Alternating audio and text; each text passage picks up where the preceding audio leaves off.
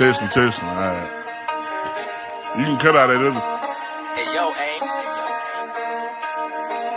Yeah. Run it up, Blondo.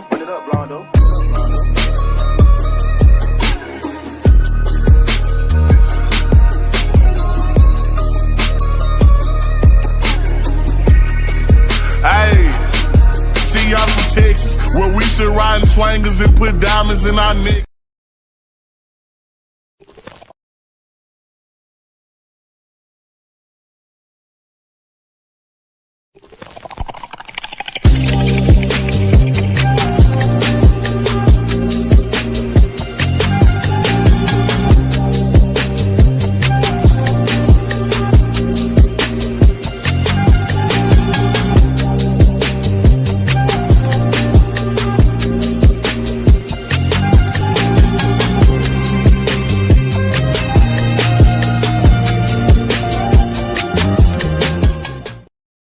Oh, what's going on, everybody? How's everybody doing this evening? It's your boy Doc Holiday. As always, we are back with another HBCU tonight, brought to you by HBCU Overdrive. Make sure that you like the stream, comment, share, most of all, subscribe to the channel, and hit that notification bell to get everything HBCU Overdrive. What's going on, Mr. Blakely? How you doing this evening? What's going on? What up, though, Chris? What's going on? What's going on, sis? How you doing? Oh, man. Well.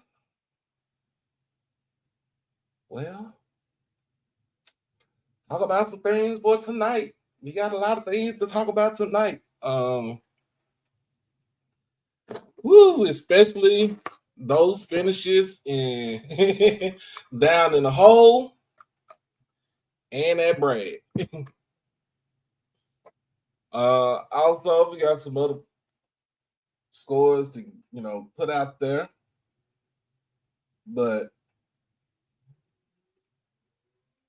I am doing fine. I had of course I was streamed the game, even though I'm supposed to be in Jackson yesterday, but things came about, trying to help my mama get some stuff for her, trying to get her settled, get her apartment and stuff like that. Oh, my eyes been itching.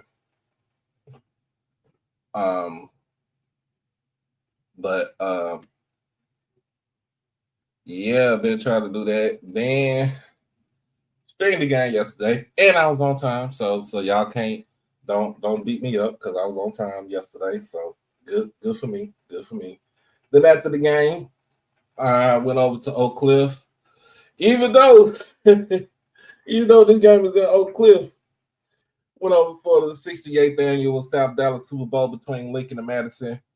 Two South Dallas schools, rivals, only split by 2 miles from each other. I pretty much enjoyed myself, and then went out afterwards to get something to eat at Chili's with a friend. And we got back home and watched the fight last night, which I would say that was one damn good fight last night. So even though I was struggling to stay up because they want to start the fight at freaking midnight. Like, hey, niggas in like in their 40s can't stay up. Niggas 30 plus can't stay up all night like they used to. But kind of stayed up. But best thing about it is it's not Facebook, it's Netflix. So guess what? I can go back and watch it. I can go back and watch Netflix. I could go back and watch it. So, and of course, I couldn't. I would be remiss if I didn't have my cup of Kool-Aid. But we got a good fun show tonight.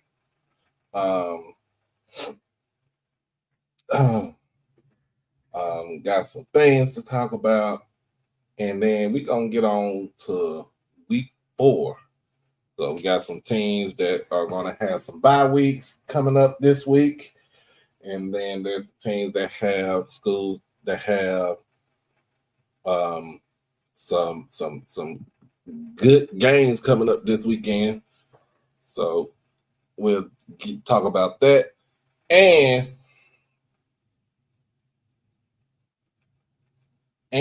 also going into actually week 5 for those that do have a bye week, especially talk about the Boombox Classic. Boombox Classic is next week. Also, State Fair Classic is next week. Who else has a classic coming up next week? Who else has an important game coming up next week? But we got to talk about those games right there, and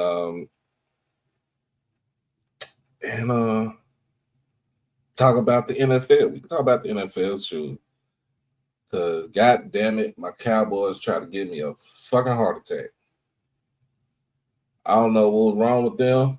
They tried to give me a heart attack. They tried to send me to the damn hospital today.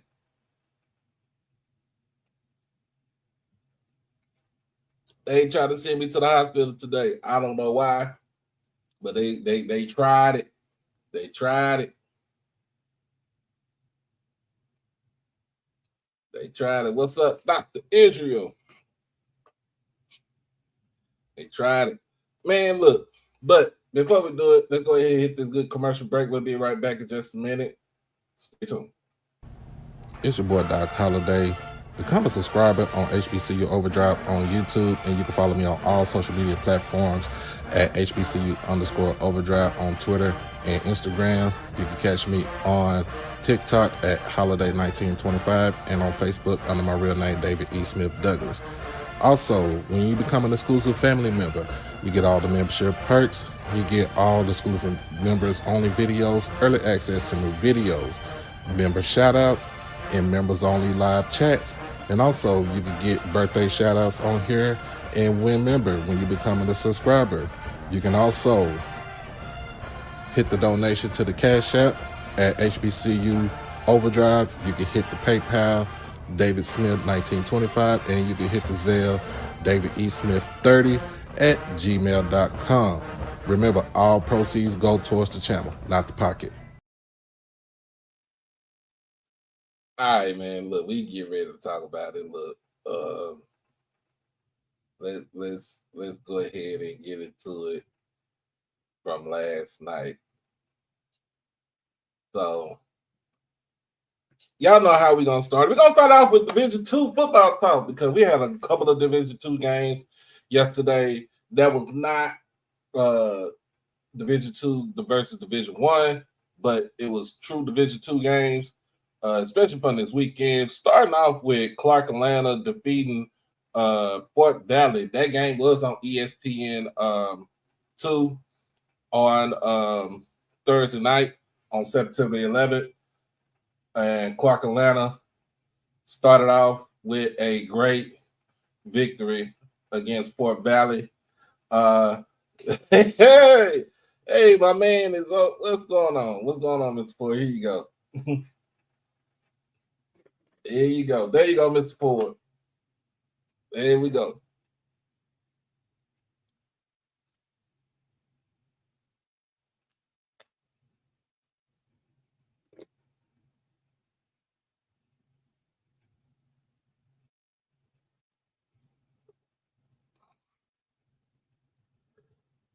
Yes, sir. How you doing? Hey, can you hear me? Yes, sir. Can hear you loud and clear. All right. All right, man. So your school on Thursday put out a good big win on Listen, Thursday. okay, I'm gonna tell you what I told Mr. Bona. Let me tell you what I told Mr. Bona. Oh yeah. Alcorn, Southern University, and Florida A&M need their ass kicked for letting Zy McDonald leave the SWAC, and end up at Clark, Atlanta. Them three right there need their ass kicked. Oh, Lord. Her retort to me was that Alcorn did offer him, but he didn't want to go to Alcorn. I don't care. Y'all, let me tell you something. With him, Clark's team is better than it was last year. It is. Yeah, because he big time. He is big time. How you let a talent like that leave the SWAC? How? Oh, it's and by another, the way, remember, dog, it's another talent, and it's another talent that left the SWAC too. yeah, you're right. You're talking about the kid at Edward Waters. Mm-hmm. You know they got a showdown coming the 25th of October. That's Clark's homecoming. That's Brian Jenkins against our guy, Teddy Keaton. Mm-hmm. And But listen, let me say this. If you're I was the roving reporter last night. Guess where I was? I was in Tallahassee, Florida. Oh, So if you got any questions or anybody in the chat got any questions, I can answer you. I looked at everything last night, and I got some things I wanted to share with you, man. Okay, I got some things I want to share. Yeah. I was in Tallahassee. I was there an hour and a half before the game. I walked around and talked to people and everything. Of course, they didn't know that it was it's me. But one thing I love about going to Florida A&M's games, those people know college football, and they're not just keeping up with the SWAC and the MEAC. They keeping up with college football. And let me tell you something. I was talking to some people last night because the people in Tallahassee, some of them they go to FAM's games and they go to Florida State's games because some of them got relatives on both teams, and them both of them schools get them boys from Rickards and what's that thing, Leon High. One kid will go to Florida State, one kid will go to FAMU. But I want to say to them folks I was talking to last night, because they think that this is the year for Florida State to beat University of Miami. It ain't happening, bro. University of Miami is top 5. They ain't, listen, man. I know, like I told them people last night, the defense failed at University of Miami last year, and it cost that Ward kid the Heisman Trophy. Ward should have been the Heisman Trophy winner. You're right. But anybody want to know about the game last night? I was there, and I got to tell you some stuff, man. I'm gonna turn the light on. I gotta tell you some stuff. So let's get into that. In fact, since you just talked about Noah Barton and Edward Waters, they did have a big win yesterday against Virginia Union down in Jacksonville, Florida. That game ended 41-38 on I think it was a 40-something yard field goal, if I'm not mistaken, in that game. But both sides was trading back and forth, touchdowns, field goals, whatever you want to say. I ain't see no lick of defense in this game. But when you talk to Coach Jenkins, he don't care how you win the game. If you really think about it, he don't care how you win the game. He just wants you to win. He just want to go out there and win the game. Now, you know what? I today when I got home, somebody had put their highlights. I didn't see the whole game. I'm gonna say this. Brian Jenkins is plotting his return either to the MEAC or the SWAC. Now, I'm going to say this, and this is one of the things that them folks down there, FAM, was saying last night, which I totally disagreed with. They think, quote unquote, that fat man down there, that's what they call him, Terrence, that fat guy, that he is the problem. No, he is not. The problem at Southern is not Terrence. The problem at Southern is that they don't have an athletic director who is an architect over a championship program. He's incompetent. He doesn't know how to pick a championship coach. Because let me tell you something, if they get rid of Terrence, which I think they might do, guess what? Southern's going to continue to linger and they're going to continue to lose. Because Roman Banks, yes, he's good with basketball. He doesn't know football. Somebody tried to tell me one day, he calls Ashley Robinson every week. That don't make him competent. just because he called Ashley Robinson every week. Okay? That's their problem. He can't pick a championship coach. Now, to me, and I say this to the Jaguar Nation, y'all need to look at Brian Jenkins. Y'all need to look. I know I know the folk gonna say, well, he got a record. He did this. Listen, Brian Jenkins can take y'all to the Celebration Bowl. He can take them Jags to the Celebration Bowl. He got that kind of know-how. He got that kind of experience. Oh, and by the way, bruh said, let me tell you this. FAMU was dominated the entire first half by Albany State's offense. That dude was running, and that's another thing. His name is Quinn Gray. Quinn Gray totally confounded the head coach. He was running the defense. He was calling the defensive signals. It's Cozy. Mm-hmm. It was Cozy against Quinn Gray. Quinn Gray totally dominated the first half. Totally. They totally dominated the first half. Now, the second half was a different story. And by the way, guys, don't let nobody fool you. Fam got a quarterback. It's that kid from California. The problem is Cozy wants that kid from Westlake. The quarterback is that kid named Jet Petty. We watched him. He came in and sparked the team the last 8 minutes of the first half. Okay? If they had not brought that kid in, Fam would not have woken up like they did. The Fam's quarterback is that kid, Jet Petty. He runs that offense. See, they trying to run Willie's offense, but Willie ain't there to run it. Okay? That kid is the answer to that quarterback situation at Fam. It's that Jet Petty kid. So let's see. We got what's going on, Chuck? So we got Johnson. How are you all doing this evening? Good evening, everyone. We got Johnson C. Smith coming off a big victory over Valdosta State last week. They come into the game. They go on the road to Elizabeth City and defeat Elizabeth City State 21-17. We have also Benedict coming in into Wilberforce, Ohio, and shutting out Central State 10-0 in this game. Oh my goodness, let me see. What else we got? Of course, Edward Waters and Virginia Union yesterday. That game goes to Edward Waters.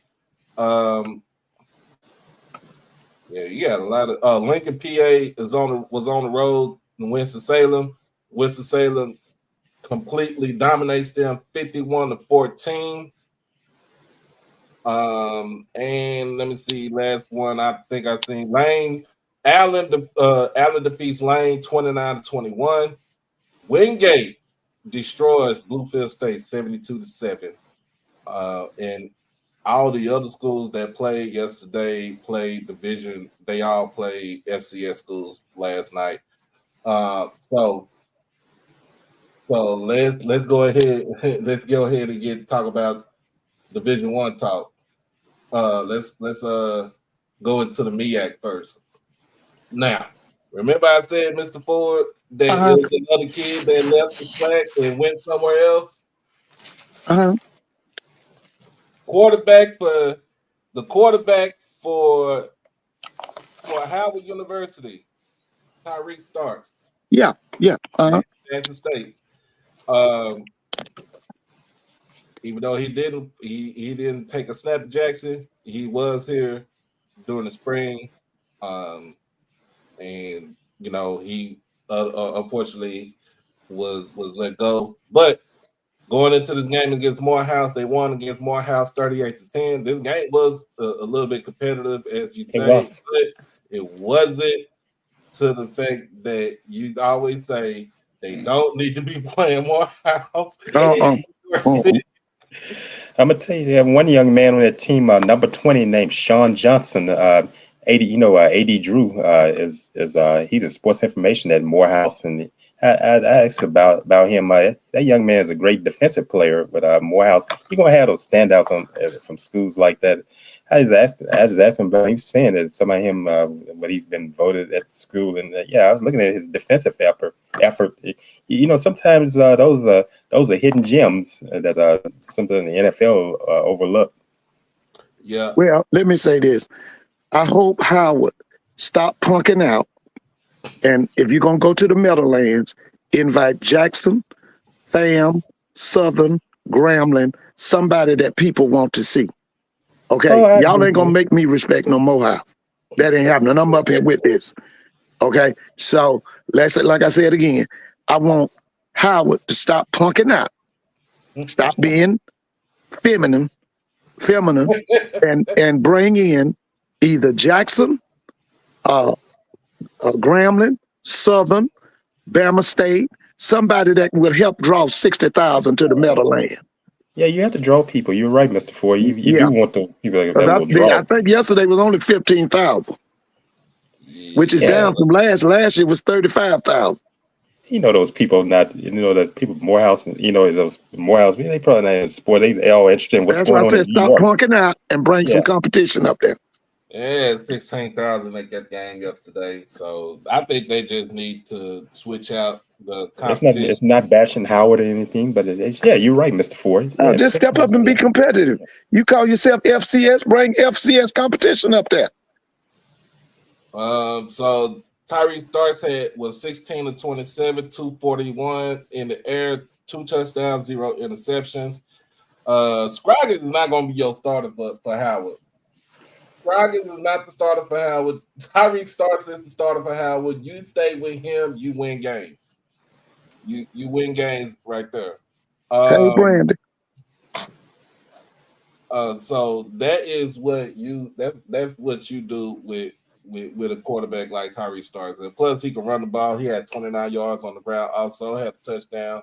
So he had 3 touchdowns total, close to 300 yards total offense in the game. So look, for me, I'm saying like this: you keep Tyreek as your quarterback. Do not switch unless he has a bad game. Don't switch from him. I saw him against Pham. All he needs is a competent offense coordinator who can use his talents. Because, like you say, he's dual threat. He beat FAMU now. He beat FAMU in that last 2 minutes. He was the one that beat him. But listen to me. I like Larry Scott. Larry Scott ain't no play caller, and he ain't no offense coordinator. Okay, and I've said it over and over. He needs to go get an offense coordinator. Go get an offense coordinator. Because that kid can play. That Starks kid can play. He's dual threat. He can run it and he can throw it. It's a lot you can do with him. A lot. All right. In Dover, Delaware, Bowie State comes down, faced off with Delaware State. And Deshaun Jackson gets his second win as a head coach. See improvements each week. Improvements each week with Delaware State. Yeah.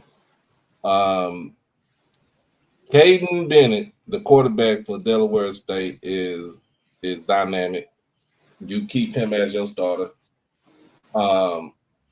17 of 29, 179, 2 touchdowns, no interceptions. He also had 36 yards on the ground with another touchdown on the ground. They ran the ball for 278 yards yesterday on 41 carries, almost every 7 yards a carry. So keep him as your QB.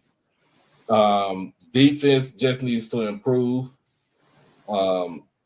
because we saw in that Albany game, they couldn't stop a nosebleed. That defense. And bruh, they asked him where is Starks is from the same high school as Santana Moss. It was called Carroll City? What's that high school say? Yeah, Miami. Yeah, that's where Starks is from. Starks is from Miami, Florida. Yeah, that's right there, Miami Gardens. Yeah, that school is called Carroll City. I think so. City. Right there. That's where Starks is from. Yeah. That's where he from. That's Santana Moss in them school. Yeah, Miami receiving former NFL receiver. Yeah. North Carolina Central defeats Fayetteville State 49-19. Not gonna really get into that.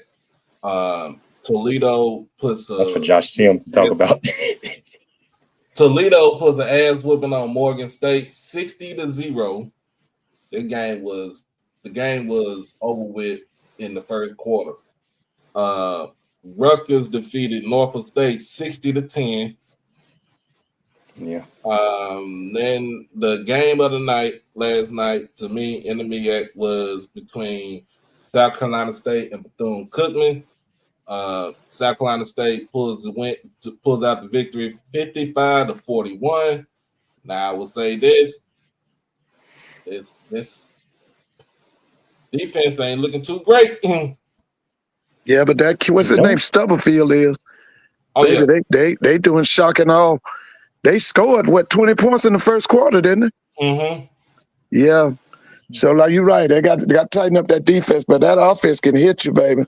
That Stubblefield. They was hoping that kid from James Madison was gonna take that position, but that Stubblefield kid he's number one. He QB number one. Yeah. For Bethune-Cookman, Cam Ransom was 20 of 30, 302 yards, and 4 touchdowns last night. And he also added another 89 yards on the ground with 2 touchdowns. That dude willed the team by himself for Bethune-Cookman. That is your starter for Bethune-Cookman. It ain't Timmy McClain. It ain't nobody else. Your starter for Bethune. Coach Woody, if you're listening to me, if you hear me, Cam Ransom is your starter. Listen, and to the Bethune faithful, could y'all pack his bags? And here's the decision y'all need to make. Would you bring back Brian Jenkins, or you're going to have a lot of problems with him? Because Brian will come back and win. Now, personally, I'd like to see Brian go to Southern. But now, if y'all had good sense down there in Daytona Beach, go ahead on and bring Brian back. He'll win. Didn't he win 4 MEAC championships down there? How many championships did Brian win at Bethune-Cookman? I think he won 4 of them things. Yeah. So you're gonna be petty and gonna be in the box and all that mess, or you're gonna think outside the box. I'm just saying, if you want to win, you want to be a force in the MEAC. In the SWAC, bring Brian Jenkins back. All right, let's get into it. Since you just said it right now, let's go to the SWAC. Let's go to the SWAC. So we had a lot of games yesterday that was between SWAC and SWAC play. Yeah.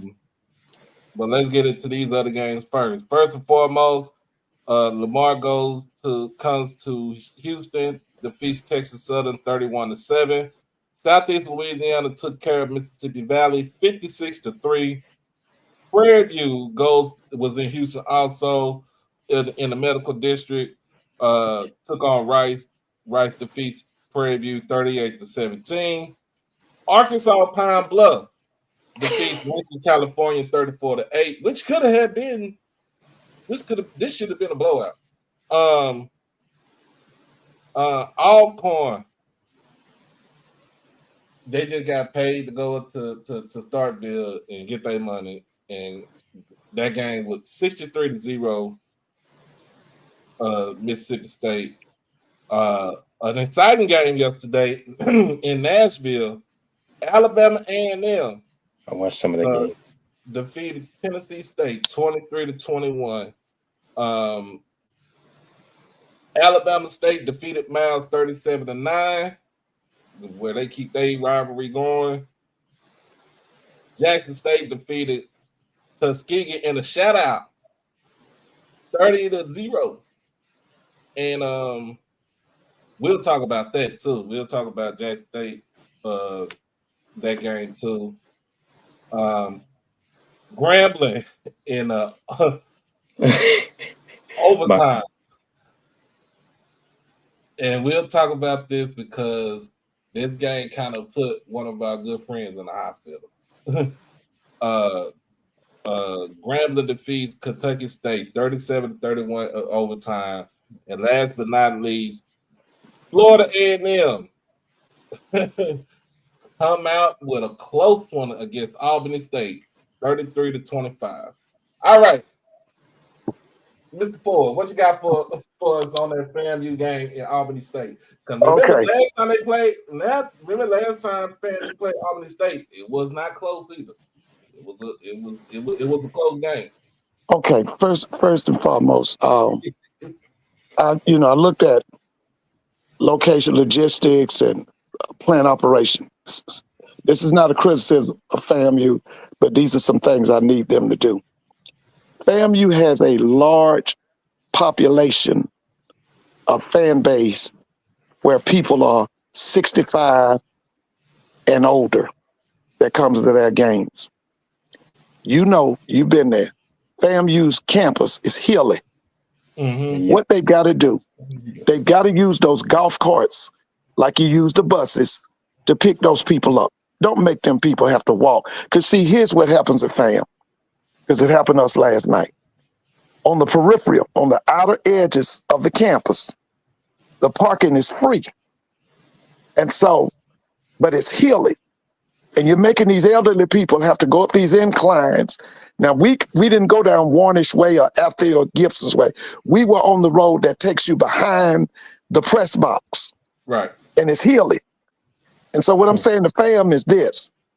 You got to have those golf carts to pick, because when I go to the Fountain City Classic, when Fort Valley plays Albany State, that's what they have a rotation of golf carts that pick up elderly people so they won't have to walk up to the stadium. When they see them get out the car, they come up, pick you up, take you to the stadium.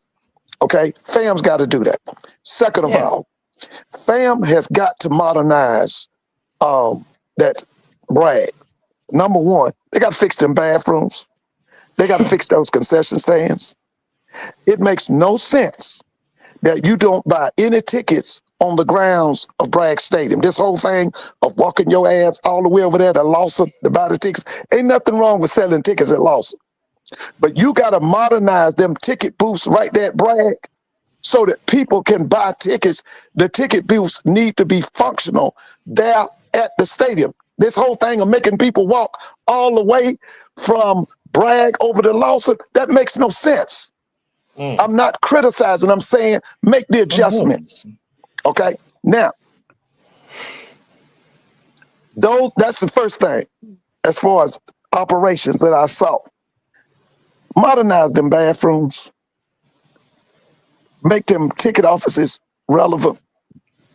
Okay, like I said, have a shuttle of those, because it is like, Mr. Motor makes the jokes about the highest of 7 million. It's a hilly campus. It truly is. It's a hilly campus. Why are you making them old people have to walk like that? Because like I said, I took to the game with me last night. I took my uncle. He was with me. He suffered a heart attack. Okay, and he had to walk up. I mean, I'm not saying he suffered a heart attack some years back, but he was laboring last night to walk from our parking space to the thing. Whereas I thought they should have had those little golf carts rotating and coming to get those people. All right. And so what I did, I said, listen, you just sit here. And I walked around to Lawson and I got our ticket. Oh, that's full. I'm sorry. No, did you hear me? Yeah. Did you hear me? Yeah. Okay. I thought you walked around Lawson to get your tickets. So I went and got our tickets. So I talked to the people at the ticket booth, and they told me, I said, well, tell me, can I get your cheapest ticket? They said, well, we got two tickets. We got a $40 ticket. We got a $50 ticket. So I said, I'll take the $40 ticket. So I bought the tickets. Okay. The atmosphere was live. The outside of FAMU, I mean, they got all the vendors. Everything was just live. People, I mean, it looked like Manhattan. We get into the stadium. Albany State people are in there. FAMU's people is in there. And, they got the new lighting system.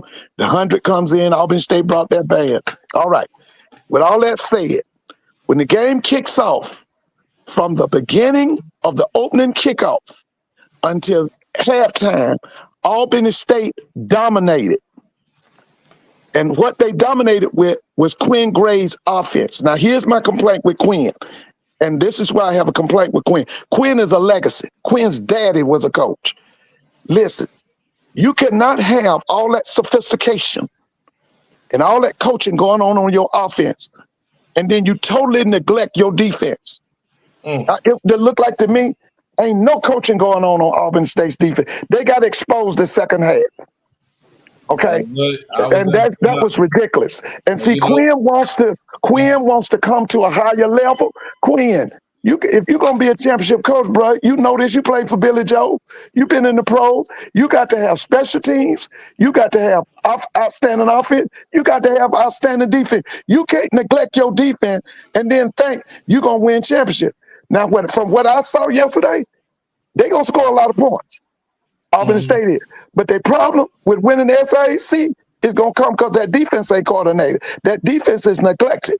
Like I said, you got all this sophistication going on your offense, but I can't tell nothing your defense doing. That's what I had a problem with. Okay, now, the other thing. Hold on, Mr. Ford. I got somebody that came in. Troy, what's going on? What's going on, Troy? y'all? Yeah. First off, ain't no place like Bragg. They had a night game. I want to implore them to move more games to the evening because that was a beautiful light show. Them folks in Daytona said that they turned them lights on and gave them young men seizures, and that's what happened in the game. I don't know if that's true or not. That's just what they're saying in Daytona. I will say this. I'm gonna put more onus on the game as I have with the previous games on the quarterback position at FAMU not starting strong. Point blank, period. Now, I'm going to be honest, they didn't have no help with the wide receivers dropping balls. I'm through the third quarter in reviewing the game. 600 yards of offense lost to stupid penalties or drop passes. And we know, well, from the post game, we know 8 players was missing off offense, so that was an impact on it. But there's no excuse for the ball hitting you in your hands. And for all the criticism that we've given R.J. Johnson, when he puts the ball on your hands by yourself, you can't drop that. That's 50 points off the board. Right. So, Mr. Ford, what was your take on Isaiah Knowles from Albany State, QB? Oh, Jesus. He's seasoned. He's smart. That's the number one thing. He's smart. Now, I don't buy this that he's 5'11". I'm thinking maybe 5'8", 5'9", no more than 5'10". But he runs that offense. Quinn has trained him, and he's seasoned and he's smart. Like I said, the first half of that game, Albany State dominated. Listen, Albany State's offense had the ball the entire first period. Now, let me say this about this quarterback situation at FAMU. Guys, yeah, RJ's bigger. RJ has a stronger arm, but the best quarterback is Jet Petty. When Jet Petty came into that game, he sparked FAMU's team. And not only did he spark that team, he's one of them quarterbacks. He ain't just throwing to one person. He's scanning the field. See, here's the thing about that offense. That's Willie Simmons' offense. And Willie Simmons ain't there to run it. And then here's the other thing about it. RJ's skill sets do not fit that offense. RJ is a Dan Faust kind, which means he needs at least 2 tight ends, 1 tight end on the field at all times. And what they trying to do, and another thing I noticed about FAM's offense, their offensive tackles, both of them, I don't know if they all SWAC and all that, neither one of them is dominant. They don't ever need to play without a tight end. To me, I think they should play with 2 tight ends. Neither one of them offensive tackles for FAMU is dominant. And I know y'all gonna holler and say, but they all come from, they preseason, all SWAC. I get all that, but I'm saying it again, neither one of them's dominant. Okay? Neither one of them. Ooh, we got some hot takes tonight. I'll say this from just, and I know I was the one feeding the fan base the red meat on Jet Petty. So I'm going, just hear me out here.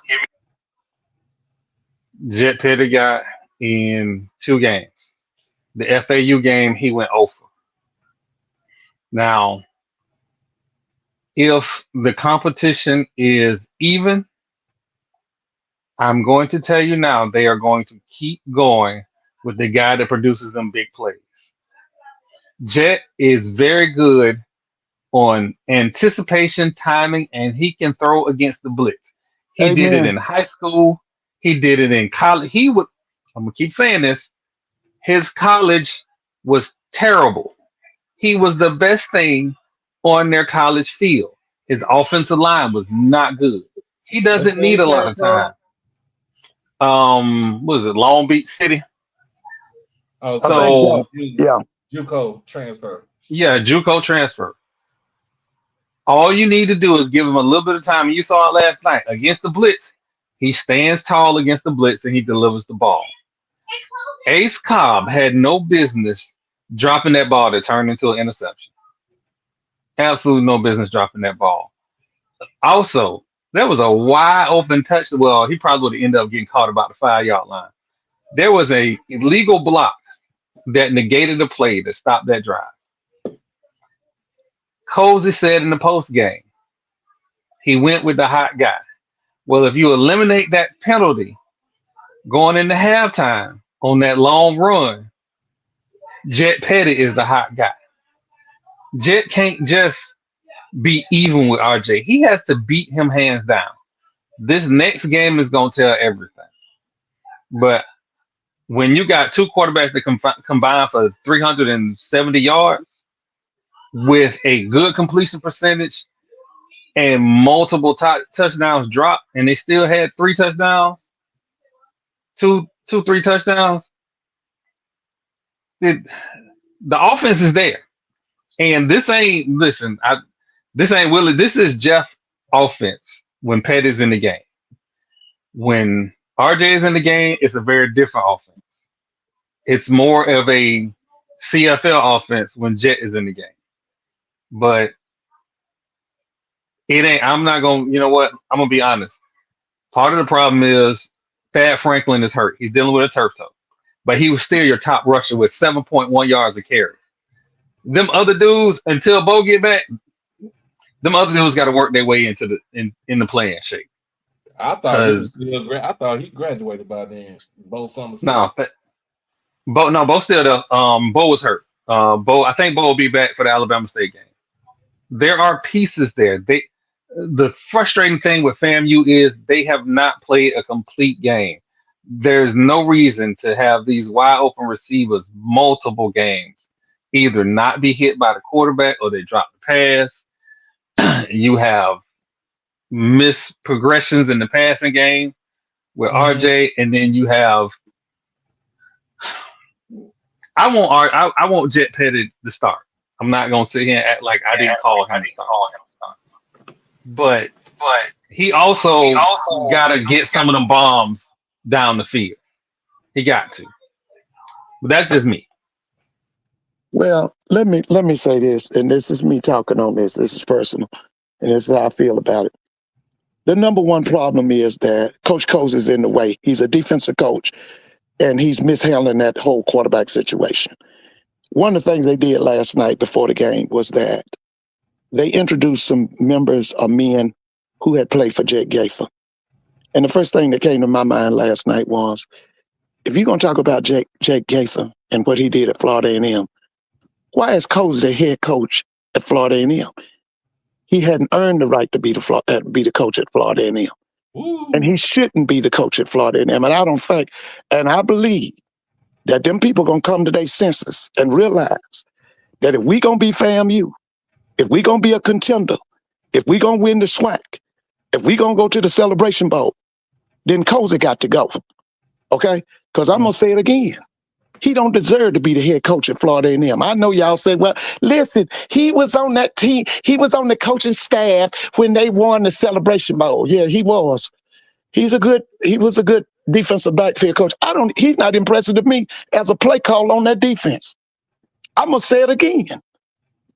What's the name embarrassed him? That coach, Quinn Gray, embarrassed him the first half. He had no adjustments for nothing Quinn was doing. And so I'm going to say it again to you people at Florida A&M. I've been watching Florida A&M since the 60s. I saw Coach Gaither. And my thing last night was, what has he done to be the head coach at Florida A&M?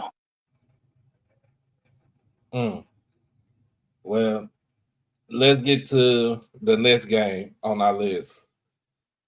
All right, Chuck, you was at the game last night? No, I did not attend, but my parents were there. But guess what? I'm gonna give you all a funny story. I had to get you all laughing about it. Give you all some laughter. They went to the game, but what happened? They left the game before overtime. They had taken for granted that Grambling had lost the game, and they tried to, you know what happened? They tried to get back home to Monroe from Grambling, get off the road and what happened? They came home. They were looking all sad, thinking that Grambling had lost. But what happened? I watched the game on SWAC TV. Santoria Black and the guy named Kenneth Moore did the call, and I watched the overtime and they didn't know that Grambling had won. I said they just talking about how they looking to they just took for granted they had lost. I said Mom and Dad. I said Grambling won, and it went from sadness to happiness. I said Grambling won in overtime, 37-30. Oh, they did. They won. Dad was all excited. I said, yeah, they won. I started watching on SWAC TV. What happened? They had to get. I understand with them, where they are in life. Like Mr. Ford was just talking about the elderly. You want to. He had to get on home, and that's great to have. You have to have those golf carts. They have at Grambling golf carts. Getting them. That's where my parents park at the stadium. My father has a parking pass, and that's where. That's where they say be close to the stadium, and I understand what they're doing, trying to get ahead of that traffic and get on home because there's a lot of craziness out here. I didn't mean to go far into that, but let me tell you this about Kentucky State's head coach Felton Huggins Jr. He's from Zachary, Louisiana. Yeah, his father and my father were roommates in college. Felton Huggins Sr. was on the baseball team at Grambling when my parents went to school at Grambling. My father was in the marching band, and he was on the baseball team. Yeah, what happened? All his family graduated from Grambling, but Felton Jr. played at Southeastern Louisiana University and played in the NFL. But I didn't know where he was. And I found he's at Kentucky State, and I hadn't seen him in a good while. And I'm gonna tell you, he has some weapons there with Cyprian, LZ, and Hale. Those three young men were bringing a lot of smoke on Grambling. Grambling had to really figure things out to get back in it. I didn't mean to go far. Right. Yeah, no, you good. I'm not the music. You got to echo. All right, let's get into it, Mr. Ford.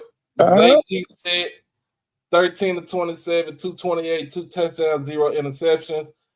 Grambling as a whole team, they ran for 230 yards, 2 touchdowns. They had two of the other touchdowns on the ground. Almost had 100 yards rushing in the game. Second leading rusher was Byron Eaton Jr., who I know his daddy personally. He had 53 yards on 10 carries. But at halftime, the game was 21-17, Kentucky State. What is your take on the G-men? Okay, let me say this first and foremost, how ignorant I am.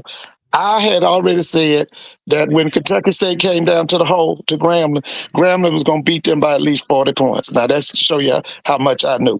Now, I haven't seen any video or any tape on it. I'm waiting to see because I usually wait and see what they got on social media. I don't understand it.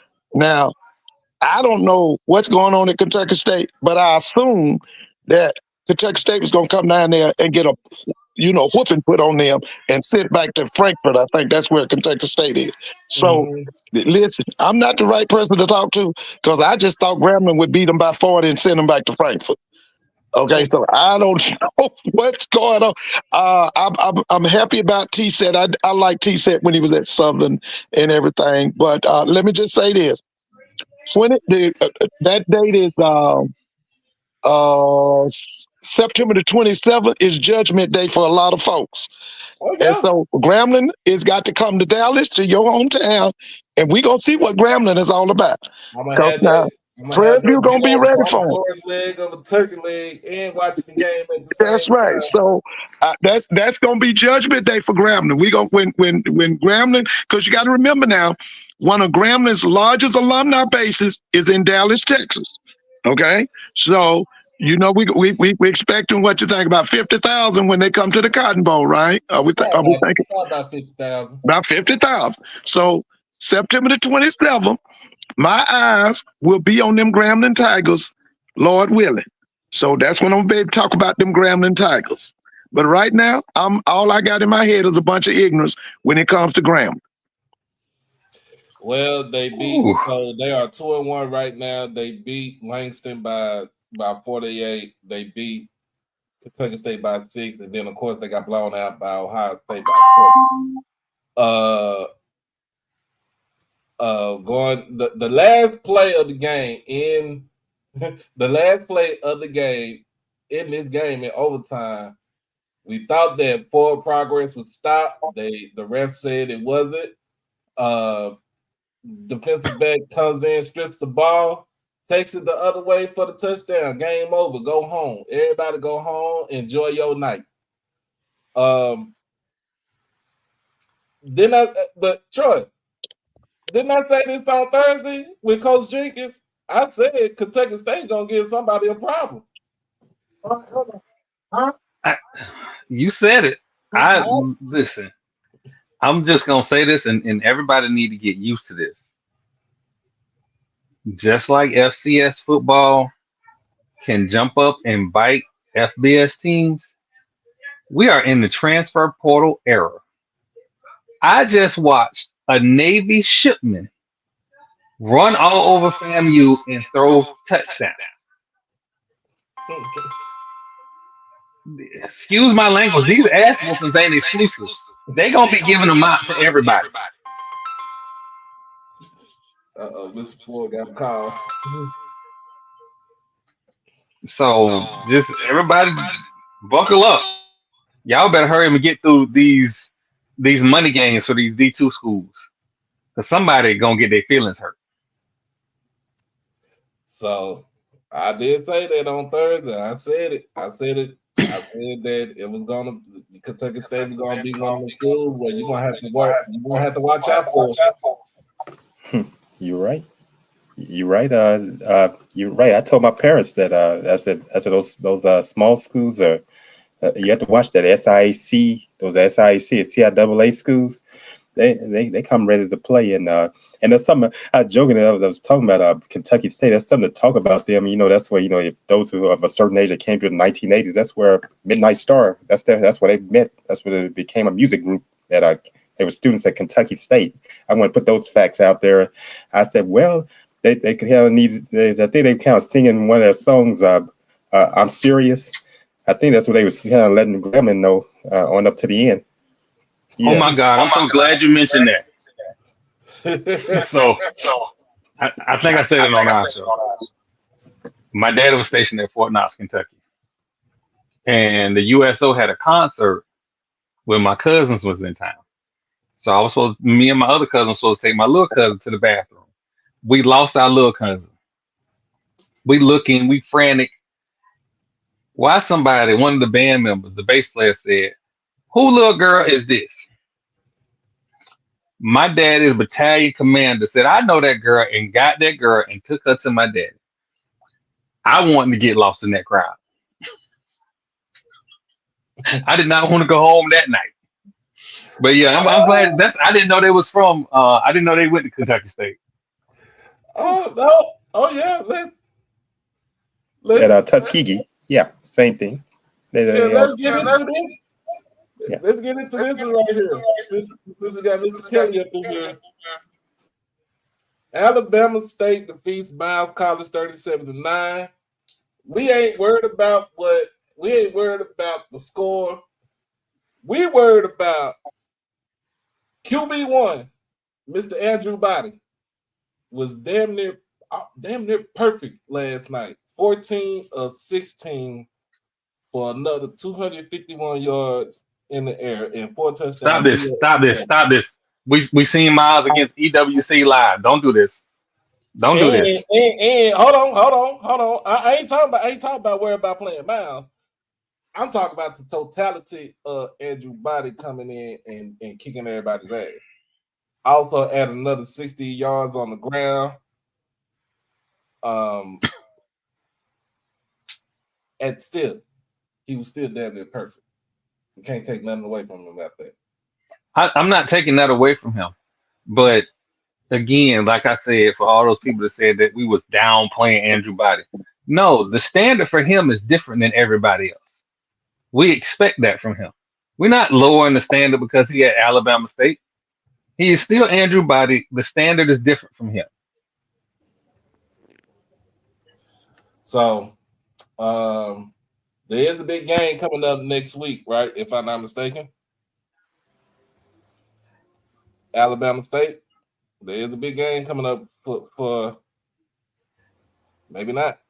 They got a week off. No, Alabama State and FAMU got bye week, and then they play on the 27th. A lot of teams got a bye week this week right here. All right.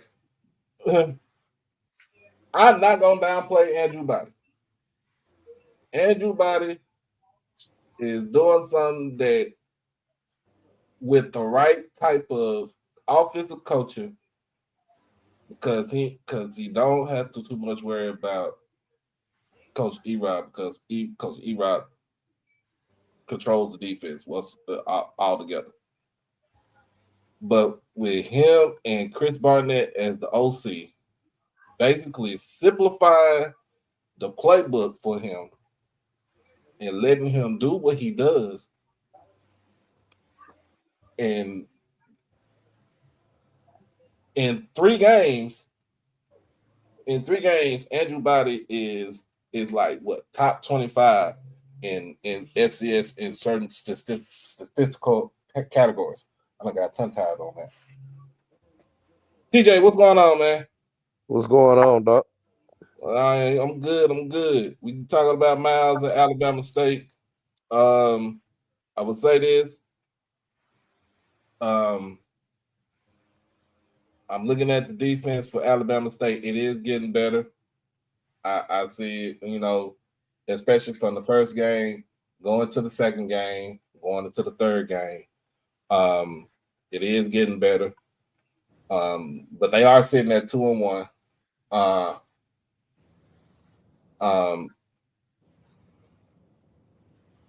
all I got to say about Andrew.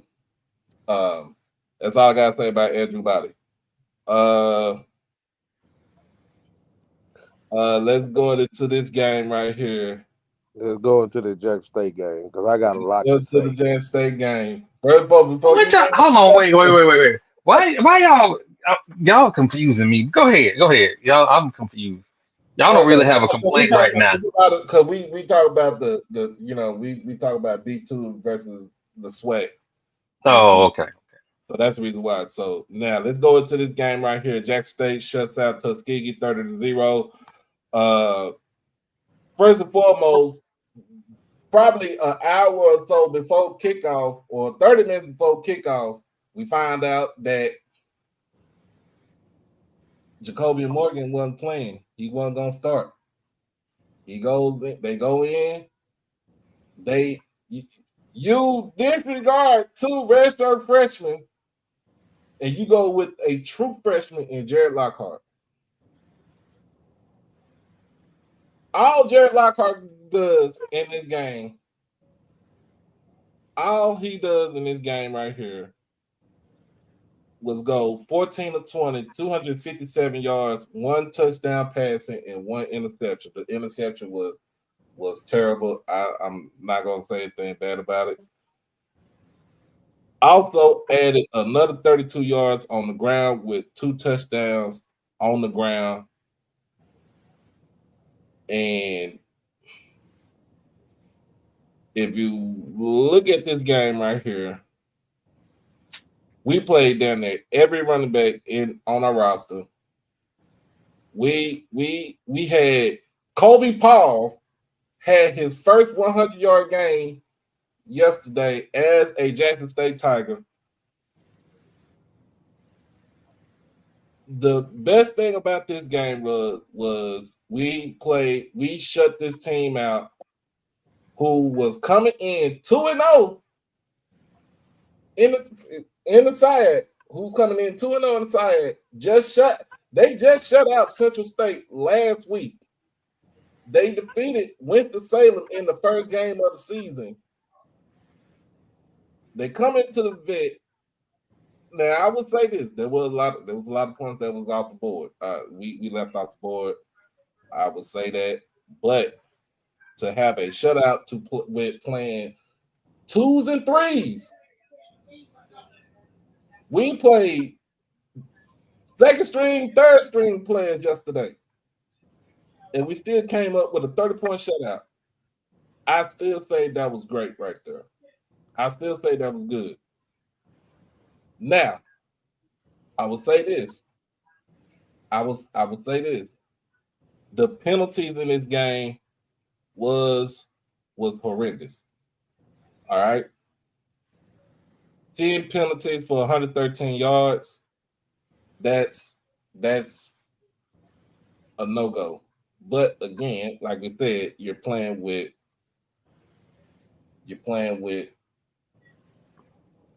2s and 3s out there on offense and defense.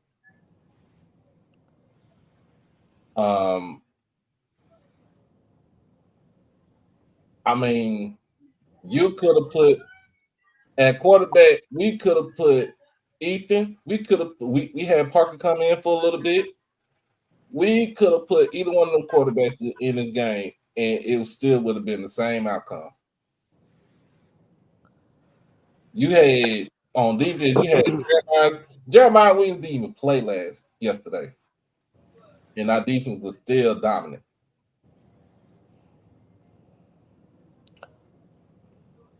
What you got to say though, TJ? Come on, cause you got a lot to say. Yeah, cause listen, and I'm gonna just be real, and I'm gonna just be 100. I'm gonna just be 100, man. Listen, we are weak. Our O-line is weak. But you do know we played 2s and 3s on the O-line. Even the starters, when we played against Hampton, we weak, bro. It's not like how last year, and I understand there's new pieces coming and, trying to gel with each other, you know what I'm saying? Because because we had 3 players that that we had to replace. Mm-hmm. It's just now I'm gonna say we weak when it comes to pass protection. Running game, we got that. We moving everybody, but that pass protection. If any team has a good defensive line and can somewhat, you know what I'm saying, not let us run on them, and we have to rely on passing the ball, we're gonna be in trouble. Well, I can't say we're gonna be in trouble as far as offensive wise goes, because if you're really thinking, when you look at the game all together, you see a true freshman going out there throwing the ball down the field, making 50-yard pass plays down the field, 40-yard pass plays down the field. We really haven't been the defense. I mean, the offensive line. He's trying to get all that shit. The bread of our offense is always going to be the offensive line and the running backs, especially in the offense tailored to running the ball. That's what TC wants to do. He wants to bloody you up, running the ball, and then he wants to hit you over the top with the pass. He wants to make timely passes. Now, if you watch the game, you was at the game on 2 weeks ago. We played Hampton. If you watched it, if you say you watched the timing with the receivers, it wasn't timing. You look at those receivers getting jammed up. So what you do? You go to instead of on the outside, so you go to what gets you going, and that's your inside receiver, your slots, your Duprees, your Rembrandts. And also they still have to go in and have the mindset of we still got to stop this running game. You still got to stop the running game. Like seriously, there's no way we go into this game where we had 252 yards rushing. We had over 150 yards rushing last week against USM. USM is not that great to me. I'm just be honest with you. And then we go into the first game. We had over 200 yards rushing in the first game. This game we had 500 yards total offense in this game. We had not had 500 yard total offensive game since last season. Right. So, and then like the best thing about us is we could go into this game. We could go to any game and throw five running backs, 6, 7, 8, 9, 10. We could throw the whole damn kitchen sink of running backs on opponents because his whole thing is Coach TC's thing is he wants to wear them out. He want to wear them down. And the thing about it is, if you look at the play calling, it's between it's like PC said it. He said it in the coach's call. He's even out between Coach Manning and Coach Rip. So we got to look at it as Jackson State literally is number one in rushing offense by far. Literally number one in rushing offense. You have to look at it. You have to look at it this way. We got our first passing touchdown yesterday. Are you worried about that?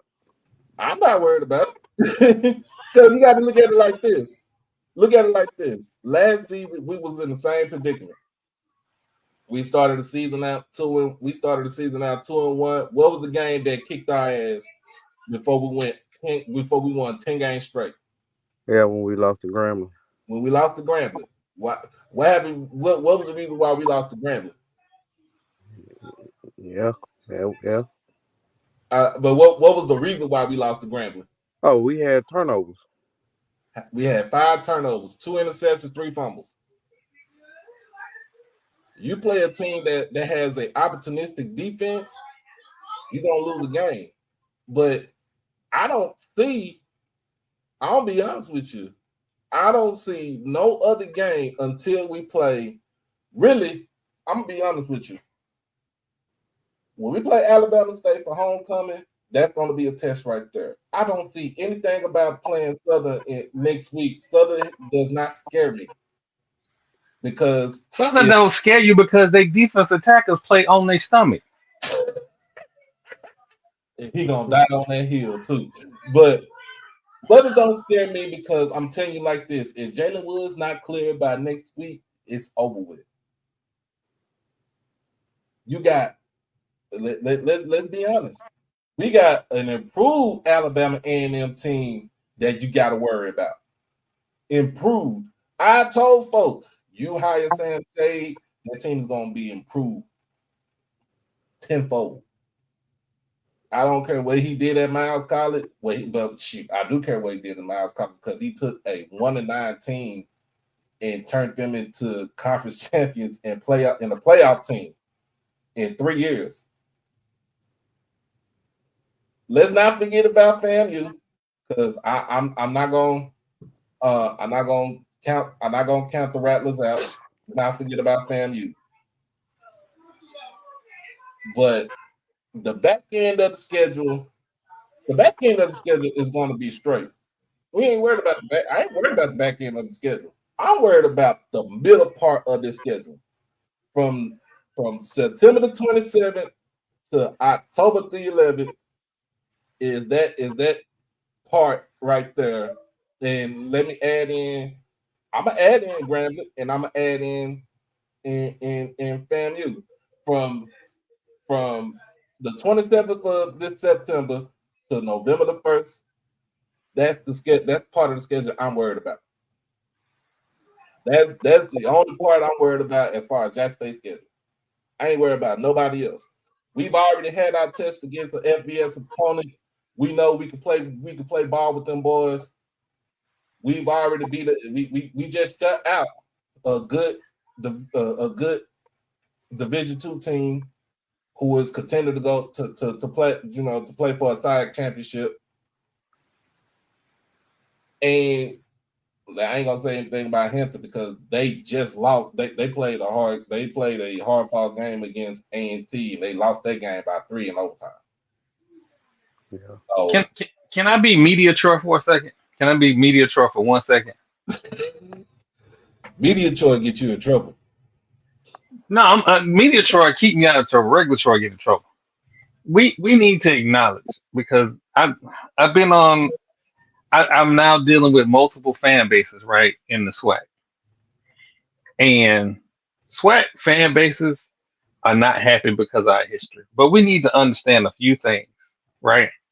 This race to the Celebration Bowl is going to be bumpy because we have this transfer portal and everybody got 2 or 3 guys that can wreck your game. So when I hear people complain about Jackson State not throwing the ball or FAMU not deciding on a quarterback and all of that stuff, I'll just take, because I was at this game, I'll just take the FAMU game. The FAMU game from midway through the second quarter to midway through the fourth quarter, put on I'm old school FAMU fan, put on a passing display that I had not seen even in the Willis Simmons era. So it's like that with FAM, Jackson, Alabama State. I had questions about them in the Southern game. They left some stuff on the table too. And again, But I know what I said. I know what I said about Southern. If this would be a different Southern team if they had quarterback play a little bit better and their defensive tackles played a little bit better. We're talking about a whole different team.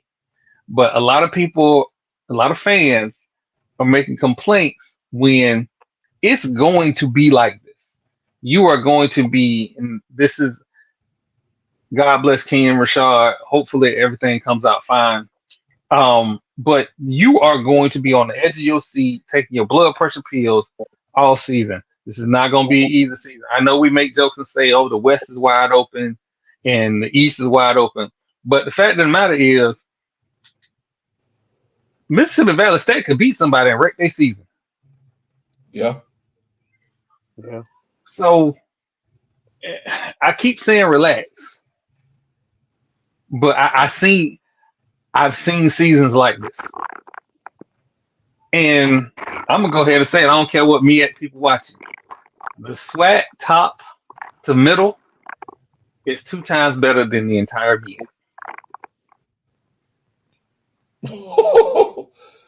Do you believe that, TJ?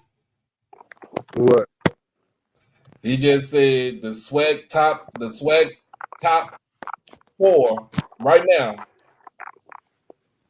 or maybe 5, is better than the whole MEAC conference. Yeah, I believe that. All right. Now we got to understand it. All right. All right, I'm gonna go now because I done said enough.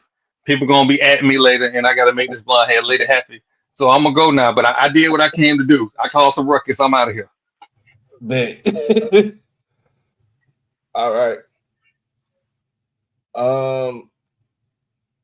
Let's put it like this. I'll be honest with you. Prairie View going into the game against Rice, I knew they were gonna lose that game. I didn't know how much they were gonna lose that game by, but they lost their game. Now they go on the road. Actually, they don't even go on the road. They have Northwestern State coming to their house this weekend. I'm gonna say this: Valley, just take a break, because You need it because you really start SWAC play next week. Next week against Texas Southern. You got Grambling going up against East Texas A&M. And then the big showdown for Grambling is Prairie View in the State Fair Classic. Now, if Grambling can come into this game, Grambling coming into this game at 2-1, if they beat East Texas A&M, I think they have enough momentum to come into Dallas to actually beat Prairie View. I'm be honest with you. I don't see with this Prairie View team, I don't see anything that jumps out at me. I don't see it. I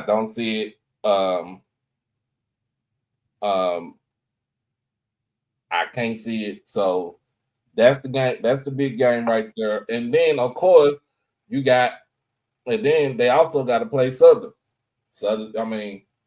They also got to play Southern. Now you got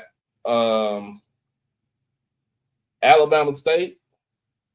Alabama State, I think they got a bye week also because the following week on the 27th, they got FAMU, which is going to be another test right there for them. Alabama A&M, I would call it a bye week, but they play Lane. They play Lane in Huntsville. And then next week, you got the big game really is can Bethune-Cookman get their first win? And I hate to say this, against Edward Waters. Oh man, Edward Waters. Gosh, that would not be a great look for Raymond Woody. They would lose to the Edward Waters Tigers. And man, just the thought of that. I was looking at some of the highlights of them playing Virginia Union. I looked on that field. Edward Waters is smart. I'm looking at Brian Jenkins. You know, that's facing when he came in when Toriano Morgan left, and he came in and took over the program. They promoted him, and I just look at those young men. They're not giving up. I mean, you have to watch those teams like that, as we said earlier about those Division II schools. So hold on. Let me see Mr. Ford. Let me drop him down.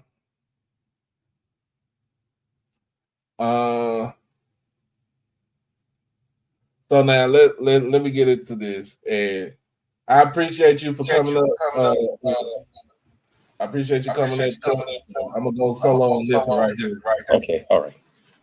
And you got anything to say? Huh? Oh yeah, I was just saying. Yeah, about before I go, you know what? It was a great weekend for college football, and I know people watching pro games, and just like as I've been saying, keep as he's bringing about Ken Rashad. I saw his video. Keep him in your thoughts, and I know he's trying to take care of things with the HBCU sports, trying to take care of his crew and everything else, and trying to take care of his health. And just, I'm so happy that my folks got a chance to go to the game yesterday. Like I said, I had to laugh about it. They missed the overtime. We had a great laugh about it this morning.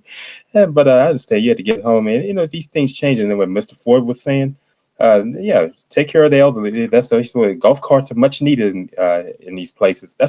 These are people who are the season ticket holders, and they better keep that in mind. And I'm just going to land on that. All right, appreciate you.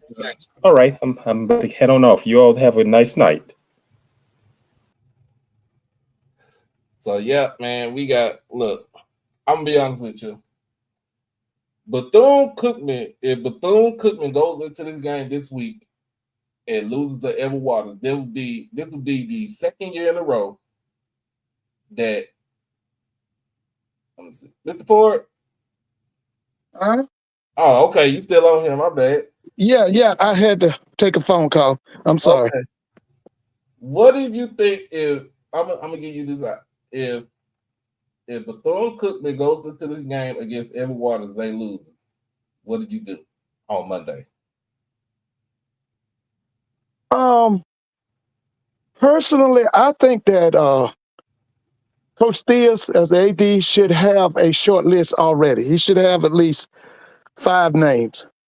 Okay. Now, my thing is this. Are they going to be petty? Or do you want to bring back a championship coach? Okay. If you don't want to, hey, Miss K, how you doing? If you don't want a championship coach, let's vet some people. Let's look. Because it's time for a change at Bethune.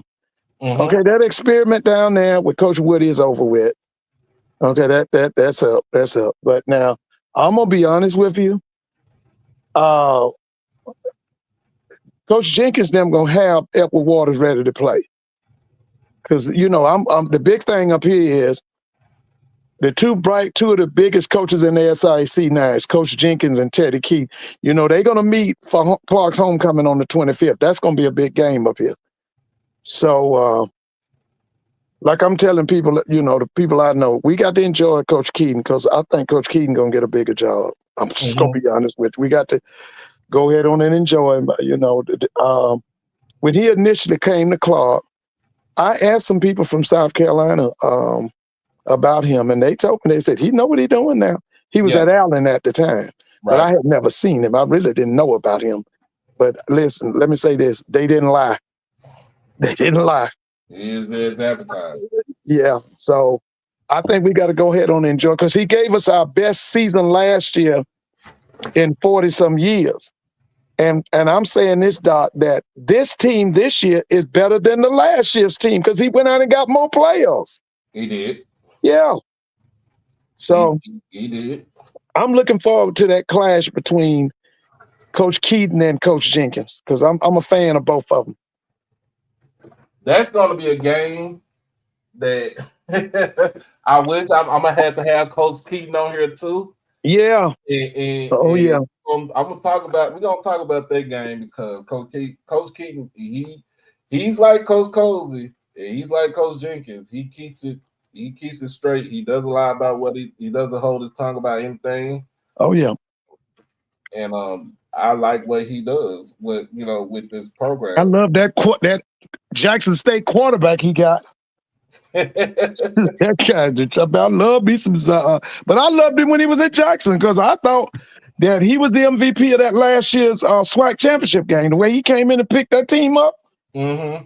But man, listen, that guy Zy Madonna is the truth, man. Yeah. That kid is the truth, man. Yeah. We all look. Brandon said we all love Zy, and I like Zy. And did Miss Brandon? Did I say hello? Hey, Miss Brandon.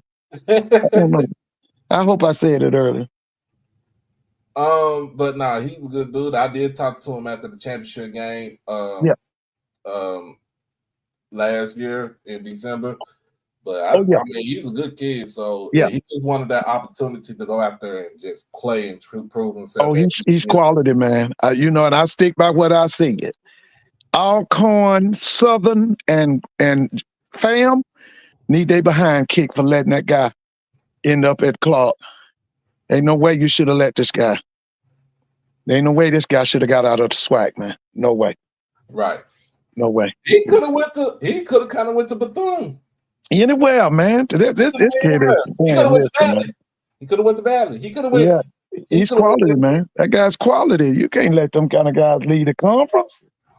And he might end up as the SIAC Player of the Year. He might. Yeah.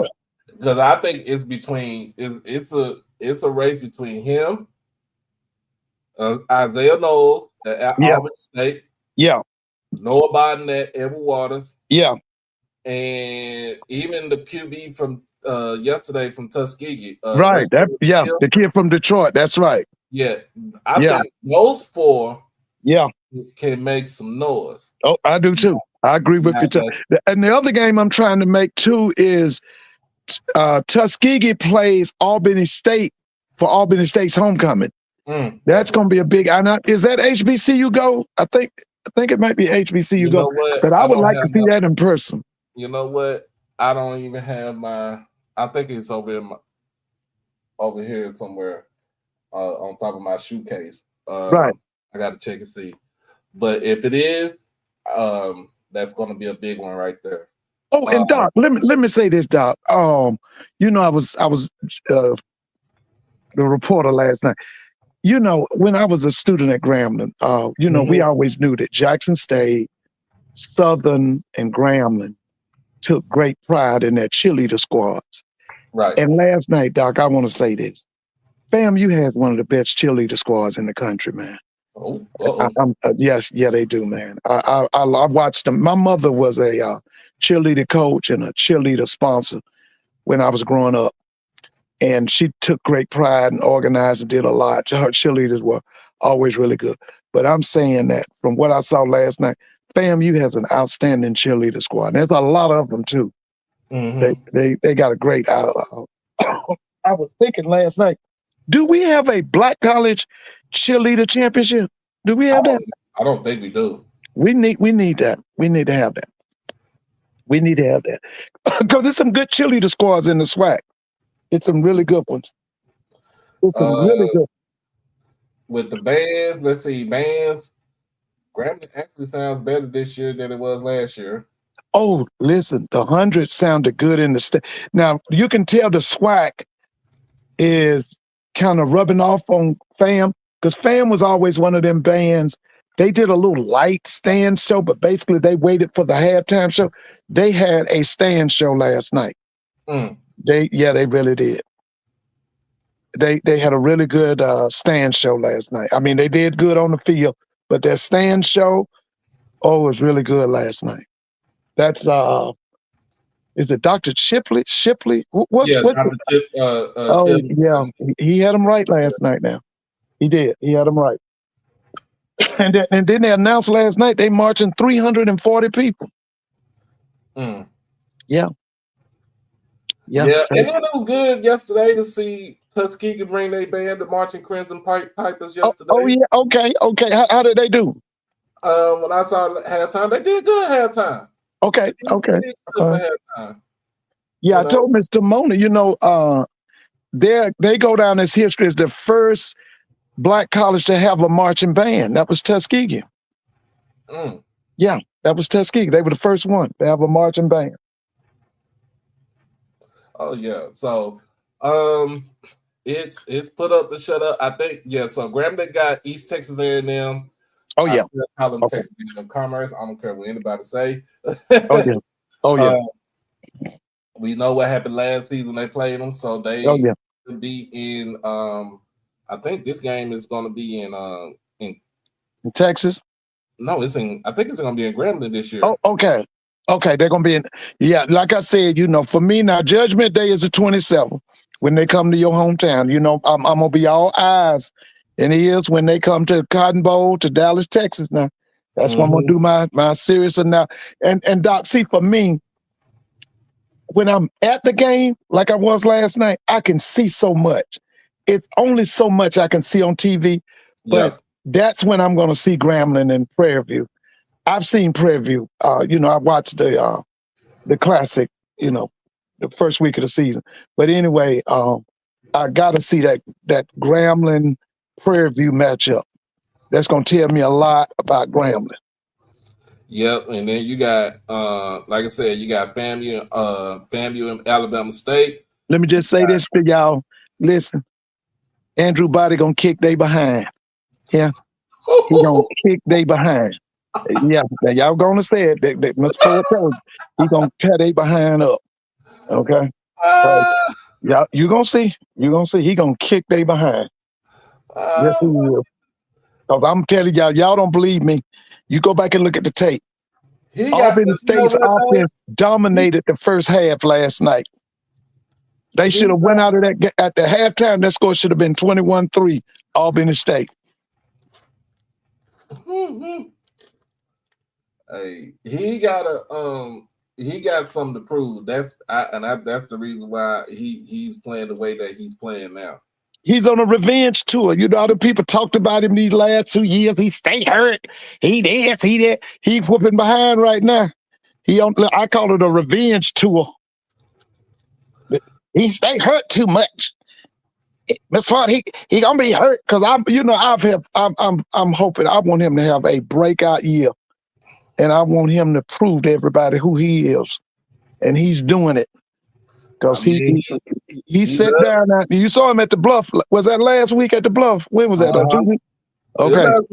Okay, so 27, he come to Bragg, baby. He'll be in Bragg. But like I said, with Southern, if Jalen Jones ain't back by next week, their season is over with.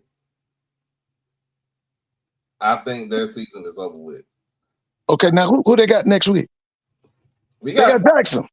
Yeah. Well, it don't matter. Listen, what they got their hope is that y'all don't try to do a 50 burger and a 50 piece on them.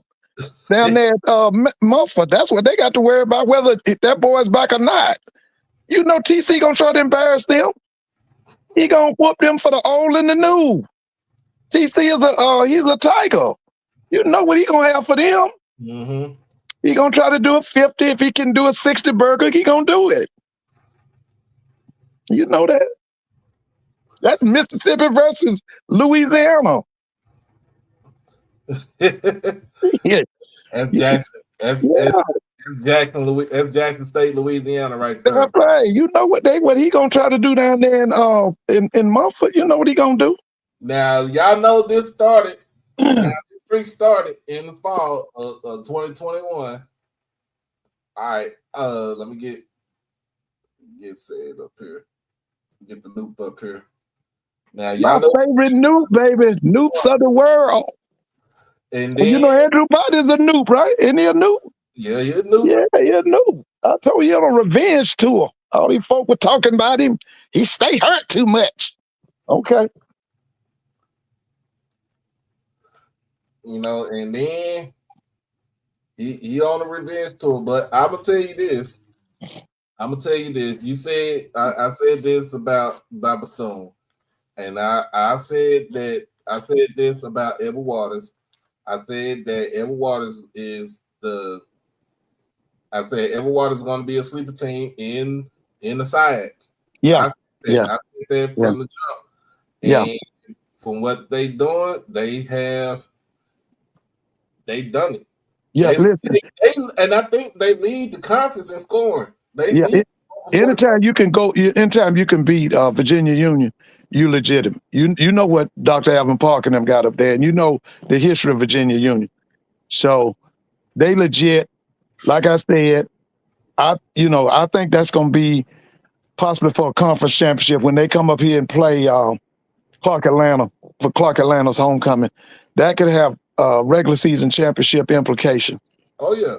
Oh yeah, and then there's two of the top coaches in the SIAC. That's Steady Keaton versus Brian Jordan.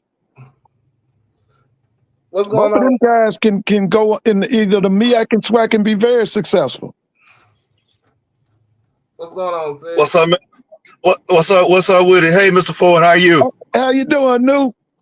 Man, yo, baby, yo, diamonds in the sky. There you go, baby. New of the world. That's right. Yeah. But now I got an update on my frat brother because Jalen went over. Okay, Jalen Johnson. He's still Jalen Woods. Yes, sir. Yeah, okay. Yeah, he's still in percussion. He's in concussion protocol. Oh, okay. He's still having headache. Yeah, he's still having bad headaches. Right. I think whatever happened in that Valley game, I don't know whether it was the hit. Well, of course it was the hit because you saw it on the film. Yeah. But it really knocked him rings out of his head because he's been having Big Cat said that's Terrence, we call him Big Cat, but he said that he's been having migraines and stuff like that, and he's sensitive to light right now. Oh yeah, that means it was Oh yeah. So I would just want to come on and share that with you. But hopefully he'll be back. Of course they got good doctors down there. Of course, they got they got a hospital right there. At the back end of the campus. So hopefully he's getting the treatment that he's supposed to get. But what about that noob at Alabama State? Oh, I mean, Andrew look, Body. I mean, Andrew Body, he busy, Man, I call it the he revenge better say the tour. non-greater. I mean, I Hey, can't hate on him. He's a frat, listen, but baby, I believe he's gonna take over Bragg. I was at Bragg last night. You know that, right? And yeah, I think like I said, he's gonna take I over saw the Bragg. game on Mr. Ford. I saw the game on SWAC TV. Yeah, I'm not too impressed. I mean, yeah, SWAC TV. I know JSU and FAMU had a thing, but I'm gonna say this: by November the 1st, if FAMU doesn't fix what they have going on down there I don't think and they be can do some it. type of man, Listen, Jackson State probably have 400 yards rushing on them. yes, bro. Let me tell you. If they don't fix that, because we come up with a bevy of running backs, Right, and dude. Let me tell you. they're all trying to take it to the house. Listen, right now, and this was my opening with Doc tonight. At his best, at FAM right now, FAM is mediocre. Mm-hmm. Okay, let me say this. It's been this going on the second year. Willie left and went to FIU, and by the way, his team. I watched them yesterday too. They look good. But anyway, let me say this: they have fallen so far. They got 2 or 3 specimens on that defensive line. I mean, you can look at them boys and tell that they FBS kind of boys. They ain't doing nothing with. I didn't see them slanting them kids. I didn't see them doing wheel routes with them defensive linemen. I saw them do nothing. But They Mr. Ford, doing but see, the nothing only with them. thing is, I don't understand why he liked them real light linebackers like that. See that Now, wait a minute. Now, let me tell you now. One of them is big. One of them is big. Yeah, one of them is big. Listen, 27 looks like a DB, but he's he for like real. a DB. But he's a hitter. He's a hitter. He's a hitter, but yeah, he's a hitter. That's the only thing. But when you, Mr. Ford, and you gotta agree with me on this. When you going against a physical team, you better be like Rohan Marley back in the day for Miami. Yeah. You better play like that, because when you going against size, and then you have somebody just as fast as you, but then you have a running back that is 220, and he's just as fast as you are, if not faster. That's gonna take you out the game. Now, it was one linebacker. He was 5. I wasn't impressed with him. Now, the one that's 45, he diagnoses real well. He's not that big. 27 was probably their most complete linebacker. But let me say this to you, Newt. I was sitting with a group of people, FAMU people last night, and we were talking, and they are looking forward to University of Miami coming to Tallahassee the 1st of October to play FSU. And they thinking FSU go get them. I had to tell them last night, baby, listen, this is Miami's year. This is the U. I'm an FSU fan, Mr. Ford. I'm an FSU fan, but I don't see FSU, Florida State beating Miami. They some dogs this year. That's what I told them last night. Dogs this year. Listen, UM should win the ACC. UM should, from what I've seen so far, UM should win the ACC. But I will say this, Mr. Ford. I do think that FSU should be in the playoffs. I think they will. I think that. Listen, that kid is from Waycross, Georgia. He's brought it back. He brought a swagger and an attitude to that. Like I was telling Doc earlier, and I blame this whole thing on Coach Cozy. Last night, FAMU was dead in the water until they brought that Jet Petty kid in. He put that program on his back. He sparked that team, and even my uncle said to me, when they came back out the second half, he wouldn't let that kid go back out. He went back with the Johnson kid. And my uncle said, "Why did he take that kid out?" And I just shook my head. And that's what I'm saying. I think that one of the people that's in the way of that offensive FAMU is Coach Cozy. I think he's in the way. Sir. Go ahead. Since you up here, I'm saying. Okay. Hey, it's Sunday. Tomorrow is y'all know tomorrow is the conference call, the coach call. It's time to get messy. It's messy Sunday. Who do y'all have? Who do you have right now on the hot seat, other than the 2 names that we always talk about? But who do you have on the hot seat right now in the SWAC? Okay. SWAC. I have. Who's the two names that y'all already mentioned? Of course, Woody. And who else? And well, is Alonzo Hampton at Pine Bluff, but I think he probably stay one more year. I got Mickey Joseph. I got Mickey Joseph on the hot seat, and it depends on how they are towards the middle of the season. I know this is gonna shock a lot of people. Well, I got two coming out the West, and I know this is gonna shock a lot of people, but I'm gonna see what he does after 6 games to make my full assessment. But he's on the plank. Let's just use Hampton terms. He's on the plank. I'm gonna say Chris Dishman is on the plank. Yeah, he had a major article in the newspaper today. He blasted his own program. Did you see that? I did. Yeah, he blasted his. He blamed himself, but he said his coaching staff. He got to get with them because he said that it was awful. That what they did last night against Lamar was horrific. That's what he said. He said that he holds himself accountable, but he's got to hold his coaches accountable too. He said they look awful. Now I will say this. My other one. Let me hold on. Let me give you my other one. Okay. And he has the same first name as I do. He's embarrassing my first name by birth. He's embarrassing me right now. But me and G, I text him when we joke about it, and I tell him that it's his fault because in reality, it really is, if you ask me. But that's an opinion. But Cedric Thomas he's done at Alcorn. He's done. Yeah, he's done. He's done. But can you explain the schedule that he got right now? Well, no. This is the thing. All right. Let me give you an analogy here. Mm-hmm. If Brittany or Jared came to work at Jackson State, and I'm not going to even say their last name. If Brittany or Jared came, let's say if Brittany said, I wanna be assistant coach of women's volleyball, and Jared say, I want to coach the DBs at Jackson State. I'm not going to say their last name. Do you think that they will ever be fired, no matter what? If they go to Jackson State? No. So the standard that besides Marino Castle, and I do understand that, shout out to the Noops. He's a Noop too. But there's no way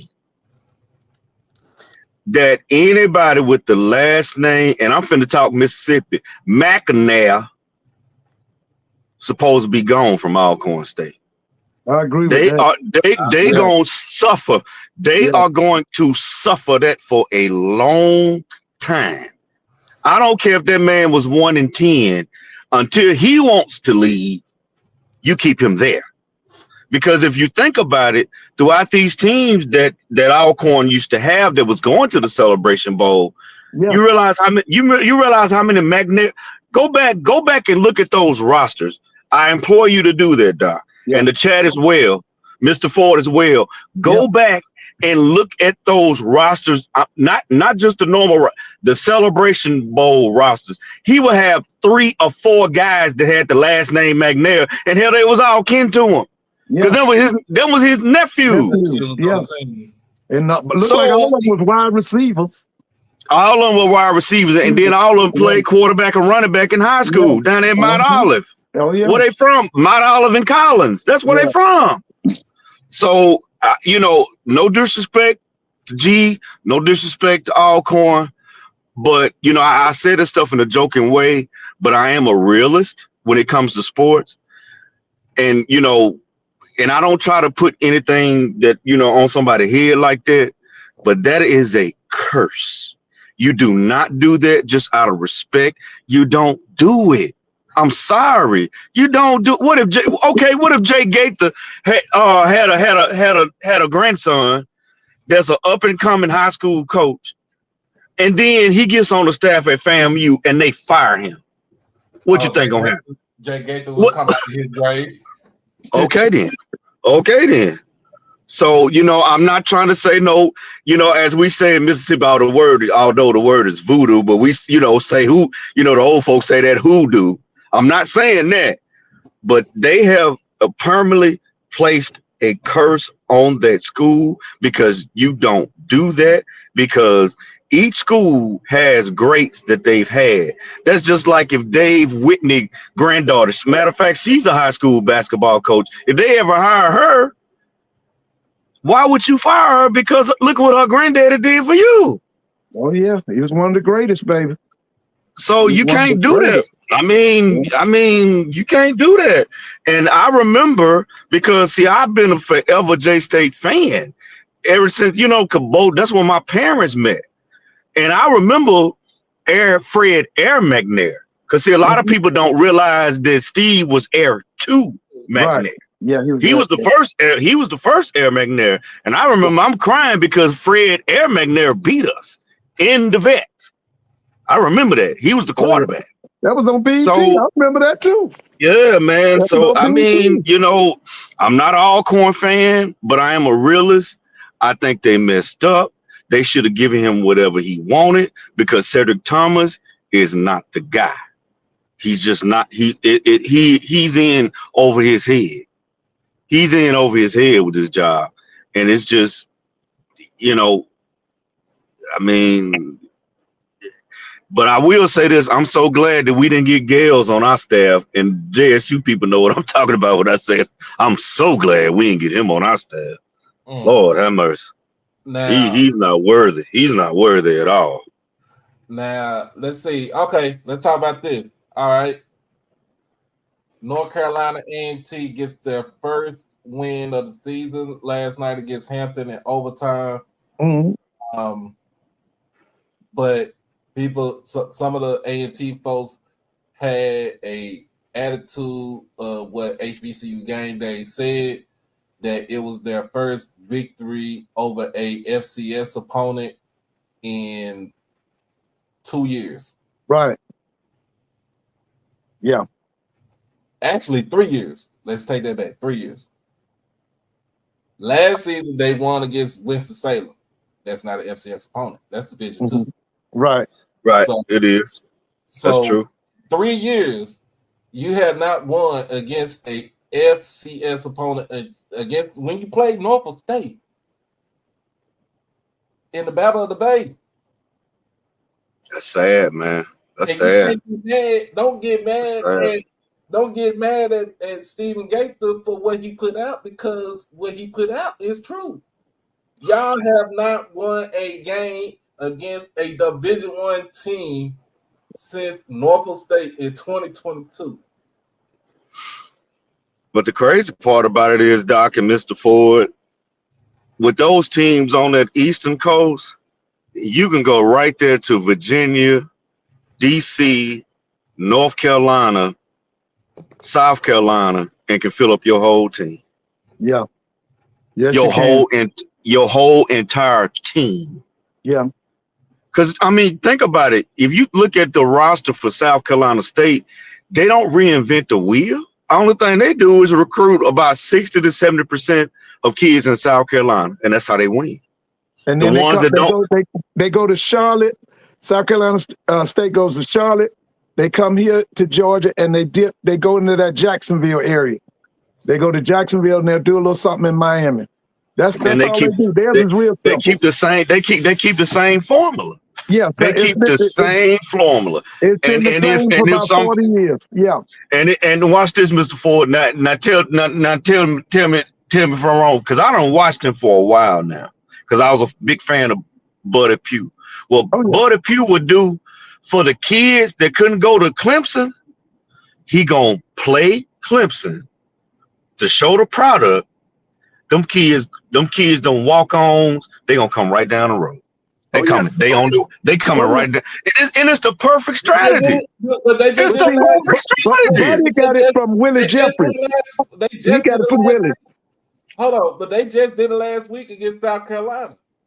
They played South Carolina The only thing between South Carolina State beating South Carolina was the fact that the Gamecocks ran 2 punt returns back for touchdowns. If you take those 2 punt returns off the board, that game is pretty much a very close game. Very, very close game. Regardless, Man, go ahead, man.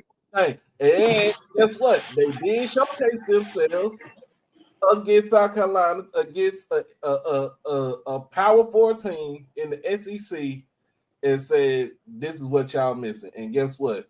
Like you said, Chinsbury about to have he's gonna have a whole group come in next season. Mr. Ford, and nephew, let me tell you something. When I was an NCAA official, I used to tell these coaches, I used to give them the cheat code. I would always tell these people, I said, recruit the kids in your state. It doesn't matter if they was first team, second team, because we know that if you have an SEC school in your state, each individual state or ACC or just a Power, it used to be the Power 5 back when I was doing it, but Power 4 now. Mm-hmm. But they gonna get the pick of the litter first.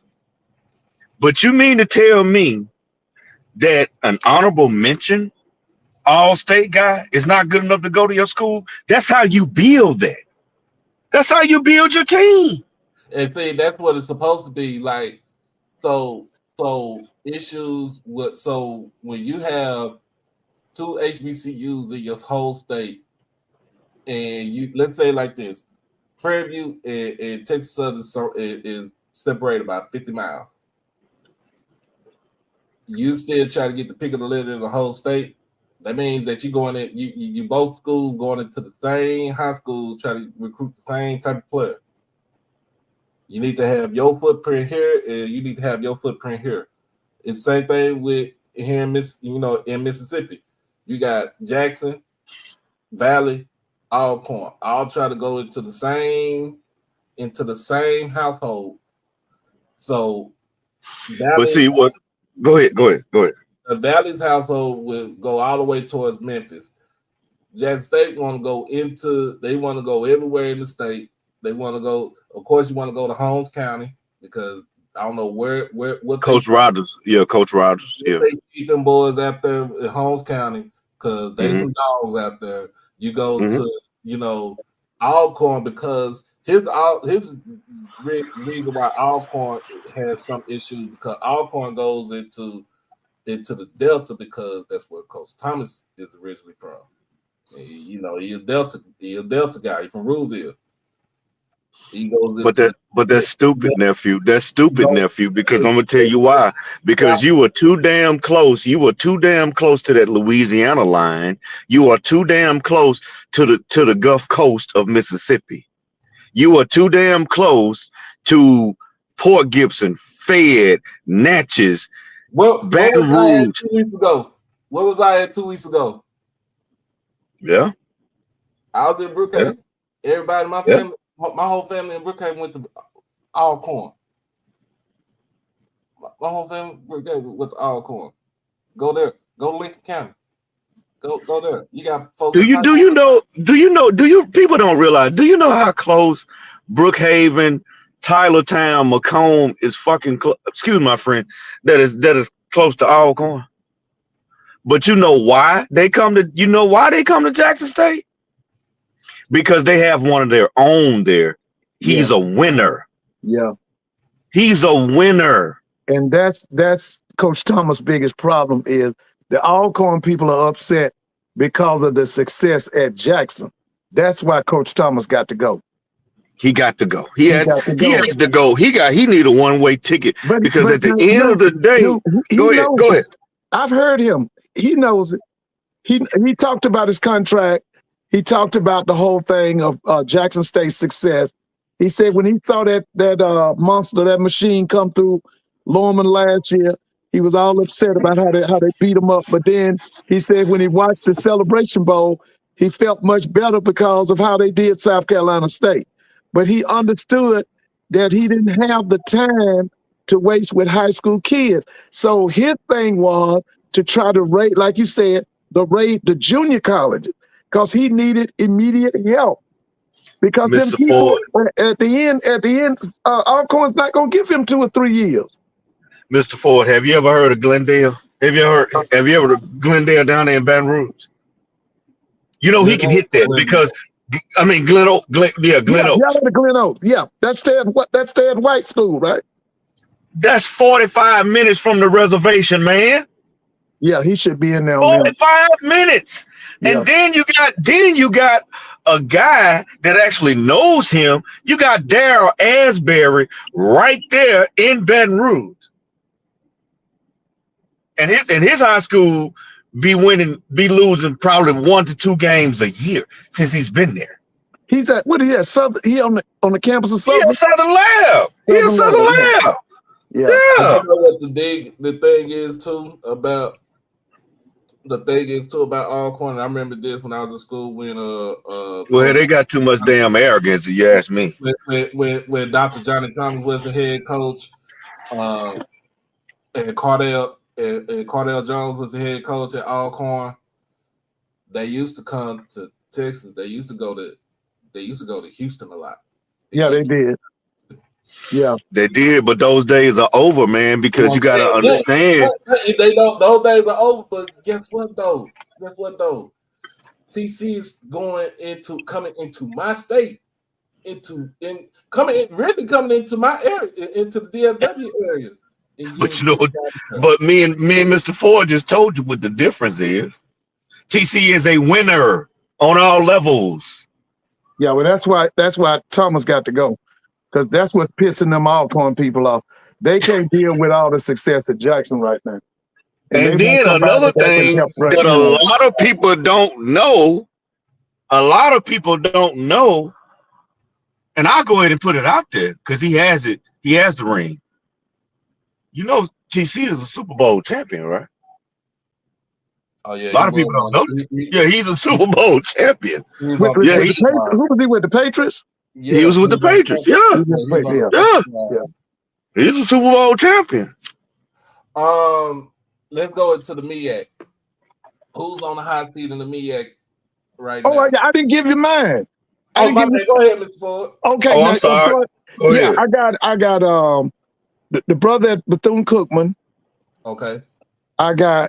Now they might not get him at FAM, but Cozy's on the hot seat. Now here's the situation at FAM, and Mr. Mona always makes a joke about it, but I thought about her last night, and she's right. Mm-hmm. See, they got a lot of chaos and confusion down at FAMU, in the president's office, and in the athletic director's office at FAM. That might save Cozy, right? Because he doesn't really have anybody that's overlooking him. But I can say this from gauging the fans last night. They know that FAMU is mired in mediocrity right now. They know that they don't want another 7-5, but they know they could get it. And it could be worse. So I got him on the hot seat. Mm-hmm. Of course, like you said, I got Terrence on the hot seat. Now, the only thing about Terrence is, like I told them people at FAMU, they call him that fat man down there. So Terrence ain't the problem. The problem is Newt's frat brother, Roman Banks. Roman Banks doesn't know a championship coach if one hit him in the head. Okay? Because look at all the people he done chose since Dawson Odom's been gone. All right? So their situation at Southern is, the major problem is Banks cannot choose a person who could lead Southern to the Celebration Bowl. But I'm going to put a name out there, and I tell you he would do great at Southern. That's Brian Jenkins. Brian Jenkins would organize that program. He would bring that discipline, because they got talent at Southern. Don't get it twisted now. They got talent. Right. They just don't have, that team is not organized. To me, it's not disciplined. That's their problem. All right. I got Coach Thomas on the hot seat. And I really don't know too much about Coach Hampton up at Prairie View. I really don't know. But the main ones are Terrence. I know Terrence is on the hot seat. I know that Cozy is on the hot seat. I know that Woody is on the hot seat. And I know that Cedric Thomas is on the hot seat. He said if Coach Walker said if Alabama State don't get it done, you should add E-Rob on there. No, let me tell you something. E-Rob got him he got a Messiah on their team, baby. Let me tell you something. I done said this and I'm saying it again. Andrew Body is on a revenge tour to all them people who talked against him last year and talked about he stay hurt and all that. He bringing that show to your stadium, and guess what he trying to do? He trying to run it up on you, baby. That game, when y'all play them for your homecoming, that could be for the East. That could be a championship game. Your homecoming game, Jackson State's homecoming game, could be for a championship, for the East championship. I think it is. Yeah, because I'm telling y'all, Andrew Body is on a mission, baby. He on tour. And I personally, I think he going to light Bragg Stadium up on the 27th. I do. From what I saw last night, he going to light them up. No, he was not struggling to get Southern. They showed us some things when they played Southern, so he wasn't struggling, but it's still How could he be? They beat what scored 30-7? It was 30-7. Listen, he opens up all that playbook because see, he's a defensive quarter's nightmare because when the play breaks down, he turns it into a plus situation. He's Andrew Body is a defensive coordinator's nightmare. I believe you on that. I mean, but if you look at if you look at the score though, it was 6-0 in the first half. It was a slow start in the first half. They woke up in the second half. That's what you're supposed to do when you know you down. When you know you down or it ain't clicking, you go into that. You go in the halftime. You go into that locker room. And you get chewed out by the coach, and you know what I'm saying? You go out there and you dial it up. So I didn't see him like struggling. I didn't either. I didn't see him struggling. It was what the defense gave him. But you gotta look at it. You playing Southern. If you playing Southern, your first mind, the first thing in your plan is basically to neutralize Kelby Givens. So if you neutralize the Kelby Givens, and it's not about sacking, it's not about him sacking the quarterback, it's about him tackling you in the backfield. TFL is what gets him going. So if you think about it, you neutralize him. What else on the defense do you have? You don't really have anybody else. You don't really have anybody else on the defense. And them corners for Southern could not keep up with them receivers for Bama State. If you think about it, first game of the season, when Bama State played UAB, them DBs for UAB could not keep up with them damn receivers for Bama State. They were getting cooked. Now, I'm gonna say this. So, of course, Woody is on the chopping block. Now, if he loses the game against Edward Waters, this would be the second year in a row that he will lose a game against a SWAC school. But remember, he lost last year. He lost last year to Clark Atlanta. And they had a lead in that game against Clark Atlanta. It was a 34-7 lead. And you're gonna let them come back. They scored 31 straight. You don't do that. you don't do that. They scored 31 straight. You don't do that. Stacking on is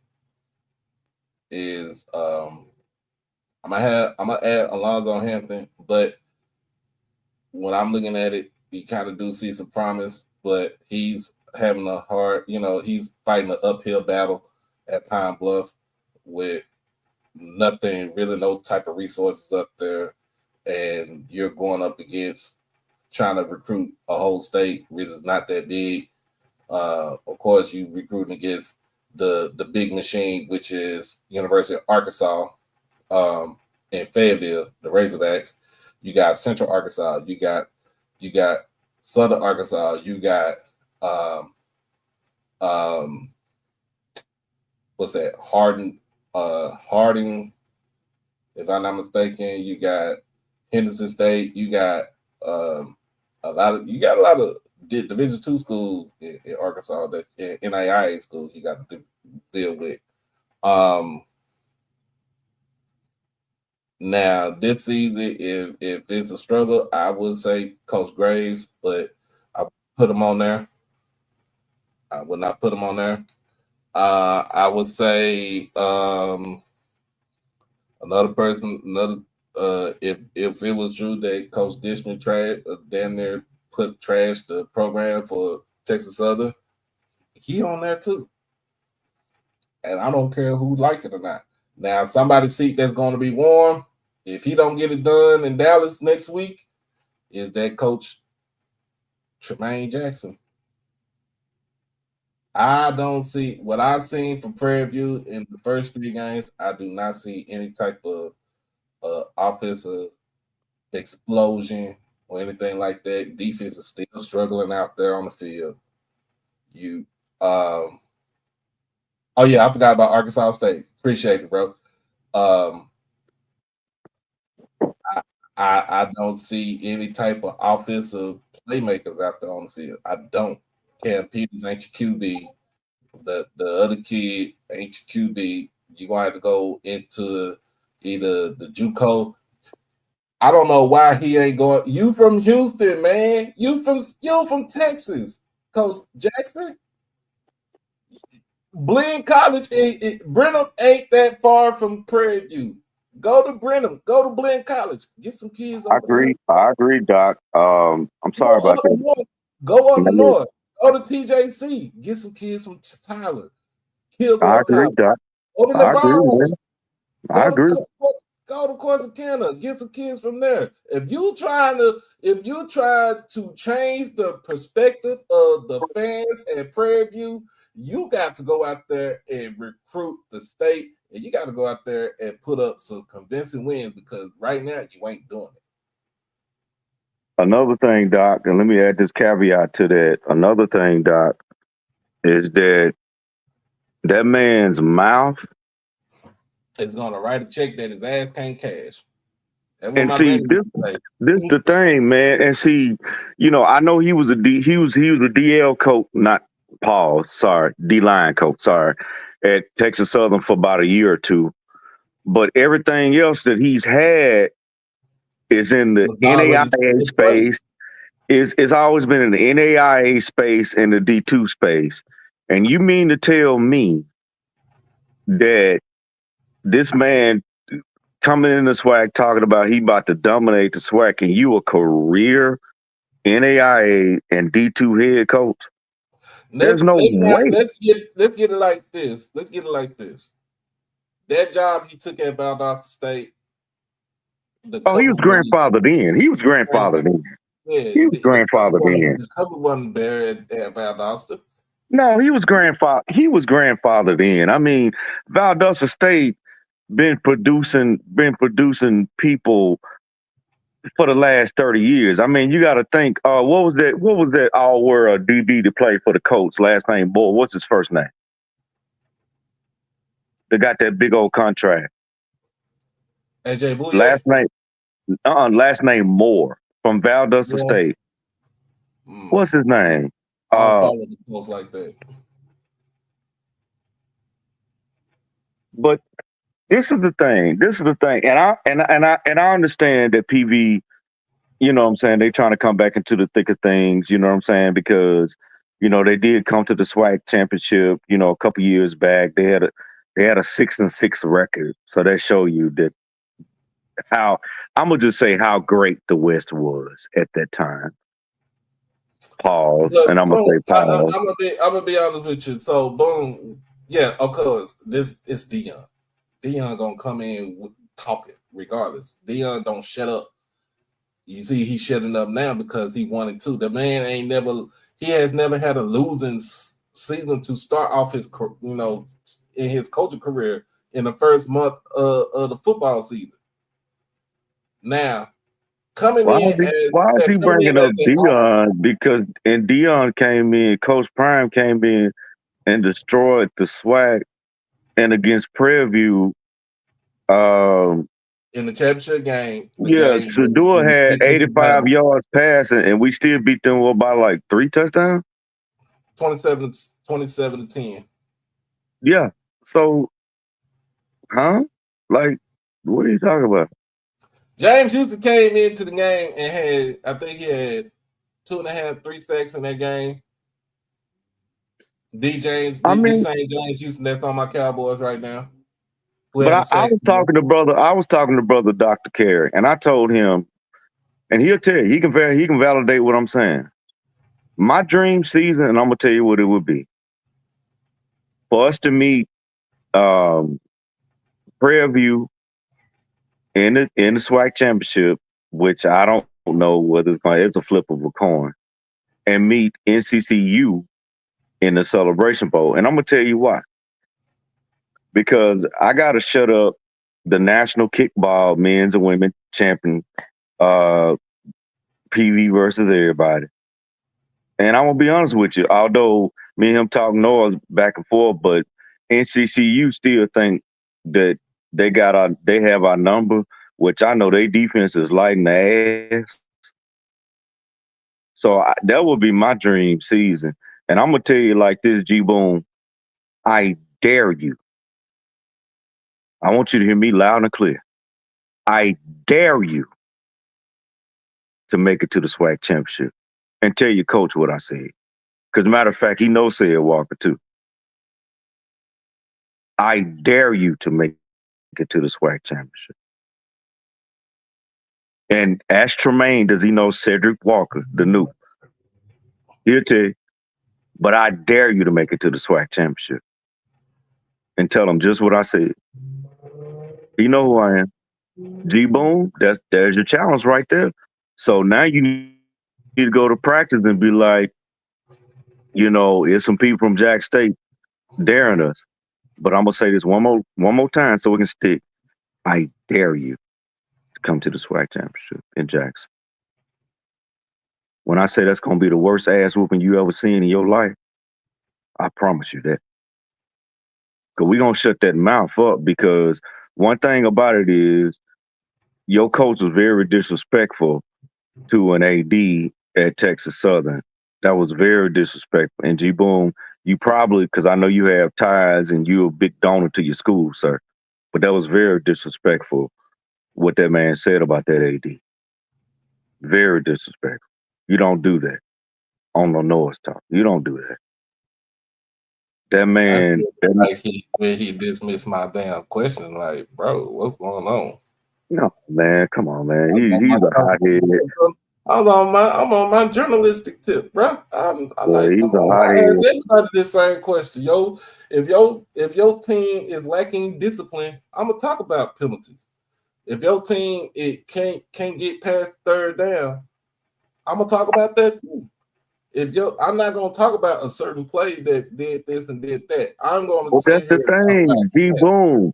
You can say, y'all can say that about us, but unlike your team, we can back it up though. Can your team do it? Can your team do it? I want, but see, this the thing, G-Boom. This the thing. I actually want your team to do it though. I actually want your team to do it, because you know what, y'all be calling yourself the Panthers and stuff like that. You know what I call y'all? Y'all the Prairie View ostriches. You get your ass beat, then you stick your head back in the sand. So matter of fact, you ever seen G-Boom? Have you ever seen the movie Christmas Story? Oh my God. I want you to go back and watch that movie, what he said. I double dog dare you to make it to the SWAC championship. Matter of fact, we'll pass the ball 10 times, and I bet you we'll still beat y'all by 6 touchdowns. You want to bet? because first of all, you're lighting the ass on the defense, and you run a base 3-4. I want you to think about that. And then you run a spread on the offense, and you realize they teach spread offenses in middle school now. Matter of fact, G Boom, I implore you to go to a middle school game and watch the offenses that middle schools run. They are all lined up in the spread now. And you actually think that's going to work against Jack State? Man, we probably gonna have 800 yards total offense on y'all. But again, I ain't gonna even say that, G Boom. I ain't gonna even say that. All you gotta do is call your coach and ask him, does he know Cedric Walker? Oh Lord, you got me at Mike up in here laughing. All right, hold on. So let me finish this. Hey, Miss Mary. Now I'm gonna say this. Coach Coles, that seat kind of warm though down in Tallahassee. And I would say to me, I would say, like I said, PV really haven't showed me anything as of yet as far as offensive wise.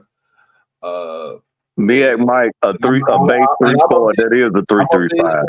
And I'm gonna be like Coach Quinn, same team. I'm sorry, same team. I'm gonna be like that. So in the MEAC, who is on the hot seat in the MEAC? I got okay. Let me I got one coach. The head coach for Morgan State. They had 56 yards of total offense yesterday. That's embarrassing. Alcorn got beat 63-0, and they had over 100 yards total offense against Mississippi State. I think it's just time for the head coach at Morgan. I just think it's time. It's time, because to me, when I say that is embarrassing, you mean to tell me between running 50, let's just say 50 plays on offense, 50 plays on offense, you mean to tell me that you only average 1 yard per play on 50 times on offense? The head coach got to go. He has to go. That was embarrassing. I know people say, well, okay, well, that was Toledo. Well, let me ask you this. Although Alcorn is not a great team either. Well, let me ask you this, Morgan State faithful. Do you think that University of Toledo would be on the same field as Mississippi State? If Toledo played Mississippi State Saturday, it would have been the same result as Alcorn. So it's time for Morgan State to figure it out. Go ahead and get the buyout ready. I know y'all got great alumni up there, but that coach, he's not it. He's not. 56 yards of total offense.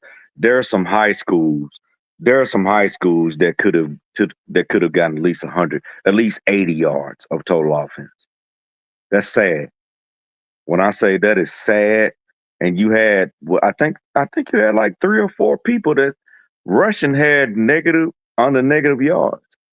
Do I like D Will as a person? Yes, I do. D Will is a cool guy. I'm talking about on and off the field. But D Will, he has to go. It is what it is. He has to go.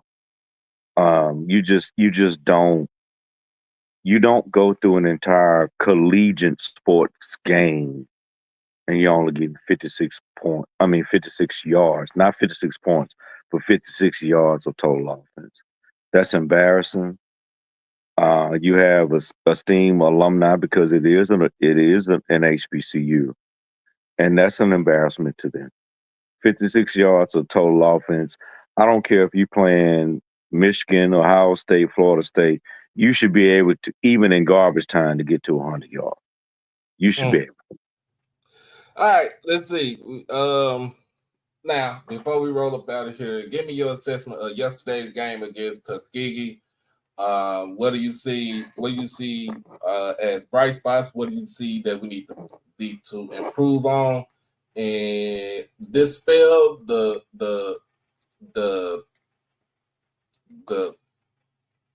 dispel TJ's Mhm. His take about the offense and the defense. Yeah, Keaton. You know, I know Keaton. Keaton know who I am. Uh, this is the thing. You had your second and third string in. Um, you know, they've proven that they can actually beat a team, although it was a D2, but it was a D2 undefeated team. And one great bright spot is you know, I was telling people that the QB room at Jackson State is a real thing. Um, Cam McCoy got up out of there. Tyreek Starks got up out of there. And look what they look what. So Cam McCoy gone, Tyree Starks gone, Mm-hmm. Tom McDonald gone. All three of them are at different institutions right now. Start. Mm-hmm. Start. Now Cam McCoy still needs to work on intermediate passes. Mm-hmm. I'm gonna still say that. Mm-hmm. Tyree Starks balling at Howard. And that man saw that competition in the spring, man, and was like, you know what, shit, I ain't finna touch the field. And that's what happened. Yeah, what happened? But he's balling at He's Howard. balling. Oh, but see, one thing about Coach, the national champ coach, TC, you know, that's what we got to call him, the national champ coach, Coach TC Taylor. He understands on the field that's the QB position, and that is the wide receiver position. He understands it. He knows it. You can't tell him different. But to answer your question, sorry, I went off on a tangent. To answer your question, yesterday's game let me know that the Jackson State we have to work on keeping him. Shots out to the 1400 collective. Let's, pump some money into that. Jared Lockhart is the JSU QB of the future, actually the present as well. You know, his game is kind of like you got to go back to the greats like the Robert Kents, the Casey Terrios, because what he does is what I noticed yesterday, although he was going against first teamers, and he's second team. Well, actually, he's third team behind Ethan, but he showed me something that he's poised, he's ready, and then also positive takes that I took from the game is that JSU has so much depth at each position that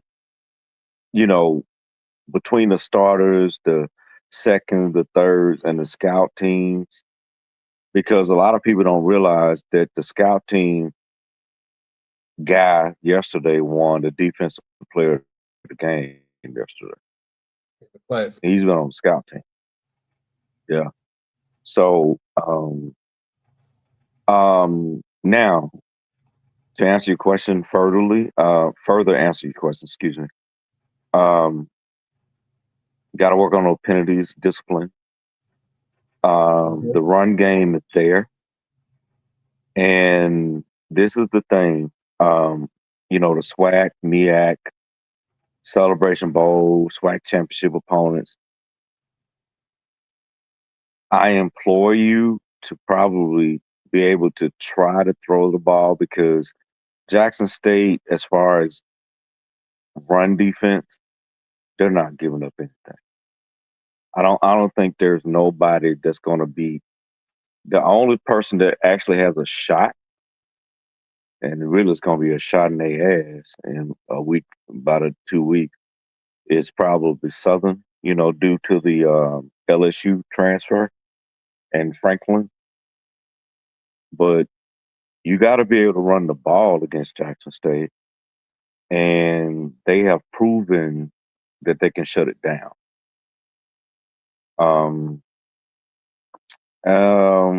As far as depth, I think that's an A. Penalties, I think that's a D minus. We got to work on penalties. Mhm. I think that the QB room is as advertised, and being that Ethan Terrell was promoted to QB2, and we didn't see him, which I still have questions on that. I don't know, Doc, if you need to ask that. I don't know. I don't know. But I got questions about that. Ethan, wasn't he a 2-time state champion? He didn't. They didn't play the state championship, but he was district. 2-time. He was 2-time first team All State, right? He was 2-time first team All District. All District. Okay, yeah. All District. Okay. Got questions about that, but I know TC knows what he's doing, so we're not trying to light that fire. The SWAC is going to have to deal with running back by committee because you don't know who's going to have a hot hand. And really, the way Jackson State runs the football, everybody has the hot hand because they're trying to get their reps in. So I just think if I had to just say anything, no, I don't think it was the offensive line. I like TJ. I don't know what he's been looking at because a real offensive line would not average 254 yards a game rushing.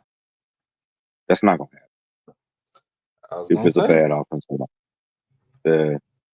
And then with a guy that likes to throw the ball like Mr. Lockhart did yesterday, for him to have almost 250 yards passing, that's not the O-line. Oh, he had over 250 yards passing. Oh, he did? Yeah. Well, no, that's not the O-line. That's not the O-line. I just think that we got to work on the cleaning up. Oh, my biggest knock to JSU right now, and I'm going to tell you this. Mm-hmm. JSU graduate, JSU fan. We have to stop playing down to our competition. I got you right there. Yeah, we got to stop that. I mean, I don't care if they sorry. Let's go ahead and put 40 points the first 2 quarters on their neck and be done with it. Don't nobody care nothing about that. And the crazy part about it is what I love about Coach TC with his depth. And I remember the last time I talked to him, which was about a week ago. Well, we texted, and I told him, I said, man, I'm so proud that you actually have positions by committee. Mm-hmm. That's unheard of in HBCU. That man 3 deep in every position on the field, period. Yeah, I was looking at I got my trusty Oh yeah. You realize, and nephew, you realize, and I'm gonna tell you something that actually made me smile. It made me laugh, but it made me smile as well. You realize we used our scout team punter yesterday. Yeah, Kyle Collins was his first guard. That's a scout team punter. 40-something yards of punt. So yeah. What do you want him to have to play the game? I ain't gonna lie, man. That damn scout team tough, man. They tough though. They So tough. the defensive player of the game yesterday for the WC Gordon Classic was Ja'Cory Hargan. Yeah, he's on the scout team. Yeah, he's scout team. Straight out of Houston. I mean, straight out of Frisco, Texas. Well, I mean, Yeah, he's scout team. Yeah, he's good. He's good. But he's on the scout team. But I'm gonna tell you something. I'm gonna tell you because I've gone to a couple practices. That damn scout team, man. I mean, they actually, they don't, because most of the time the scout team is meant to mimic what you're about to face. Ball, football. Mm-hmm. But man, they be out there dominating, dog. They be out there dominating. And I'm gonna tell you who was the quarterback of the scout team the last 2 weeks. It was Lockhart. And he was killing. He was killing. So, I don't blame TC because from what I can kind of ascertain, the way he coaches, I think he likes big quarterbacks to kind of mimic him because he comes from that Robert Ken era. He comes from that Mark Washington, from him as well. Those are big, gargantuan ass quarterbacks. But yeah, I mean, I just really truly believe, and I'm not, and chat, and also the reruns and the replays on this, I'm not being a JSU homer. I'm just telling you what I see and what I know. Jackson State depth is what's going to win the Celebration Bowl. It may not even be the quarterback position, but the depth is what's going to win the Celebration Bowl. Yeah, it's too much. It's way too much. You can't take that. You can't take that much depth when a team that's an HBCU can actually play 2-3 deep every game if they wanted to. So yeah, you got Ja'Cory Hargan, Frisco, Texas. I don't know what high school he went to. I got to check to see, but he transferred in from Mary Hardin Baylor. If you don't know who Mary Hardin Baylor is in Division II, y'all need to go watch that team. Look, I got my teacher certification at Mississippi College. When I had graduated, and I was going to J State for my business degree, but I was teaching, and so before I went to graduate school, I had got my teacher certification like 9 hours at Mississippi College in the fall. And Mary Hardin Baylor played Mississippi College, but back then Mississippi College was so damn strong. Mm-hmm. But that was the only school that actually gave them competition, and it was Mary Hardin Baylor. I remember that. So yeah, so Jared Lockhart, offensive MVP, Ja'Cory Hargan, defensive MVP. Of course, Kyle Collins, special teams MVP, because what he did. He only punted 3 times, so he really did thing. Again, hey, what's up, Adam? Look, man, y'all had that game. Y'all had that game last night against the damn puppies, and I mean, it was a hard-fought game. Y'all went into overtime. I don't think y'all should even went into overtime in that game because y'all really did have to lead in that game. Now. Yeah. I noticed this though. Coach Gibbs was fired up. Coach Gibbs for A&T was fired up. Like, you got to understand the emotion and the feeling that you had to have going into that game and actually winning that game when it's been a very long time that you have not won a game against a Division I opponent. So. Yeah. That's something that it will change. That will help y'all change everything around. But NFL, man, let's get into the NFL, man. Let's do it. Hold on, let me comment to my brother Spencer. I'm so upset. I'm so upset with you guys, y'all plank people right now, because y'all tried to play Jackson State like it was y'all Super Bowl, and for y'all to do that to me yesterday. I actually lost at the casino, and you actually owe me.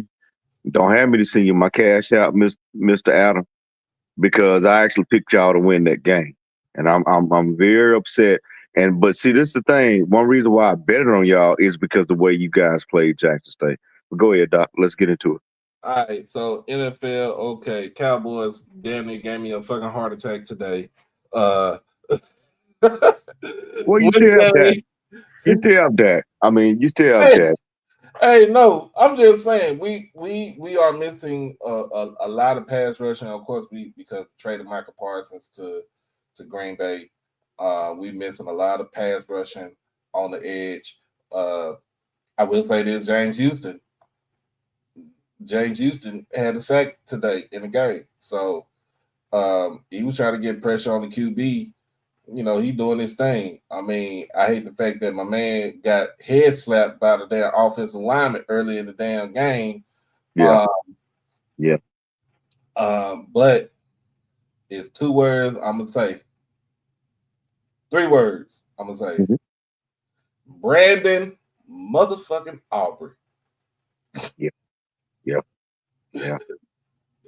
Yeah. Brandon Aubrey tied the game up and won the game for us. I mean, y'all got the best. I mean, I'm just gonna be real. Y'all, my deceased father, may he rest in heaven, he was a Cowboy and Lakers guy. Those are his team. And but um, you got y'all can't depend on Dak to play damn defense too, man. I mean, damn.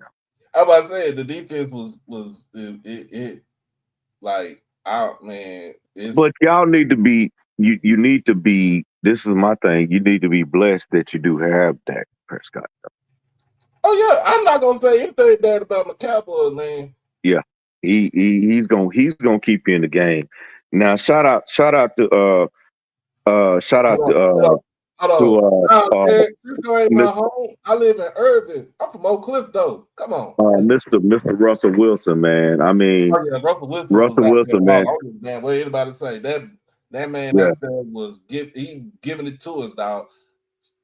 Jay White, home of the firehouse, man. I see you, yo, baby, yo. I see you, my guy. We gotta fix our pass defense because we cannot give over 140 yards of receiving yards to 2 receivers and expect to actually still win a game because Malik Neighbors had 167 yards. He had 2 touchdowns, and then Wandale Robinson had 142 in the touchdown today. That's fucking ridiculous.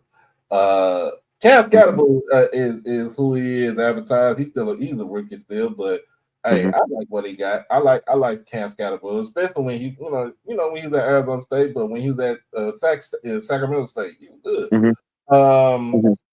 Javonte Williams out there proving the point to people that he ain't washed up. He almost had 100 yards in this game today. He had 97 yards and 1 touchdown. But yeah, man, we just got to fix our pass defense. We got to get pass rushing. And I did get a notification that we are going to go ahead and sign Jadeveon Clowney. Oh wow! To help out with our pass rushing for today. You don't think James Houston is enough? He could enough, but we don't have it on the other side until we get Overshawn back from coming off an injury. Okay, well, hot take. This is a hot take. Was Darren Bland, and not only you answer this, but I'm going to implore the chat to answer this as well. Was Darren Bland for the Cowboys an overpay? What's your thoughts?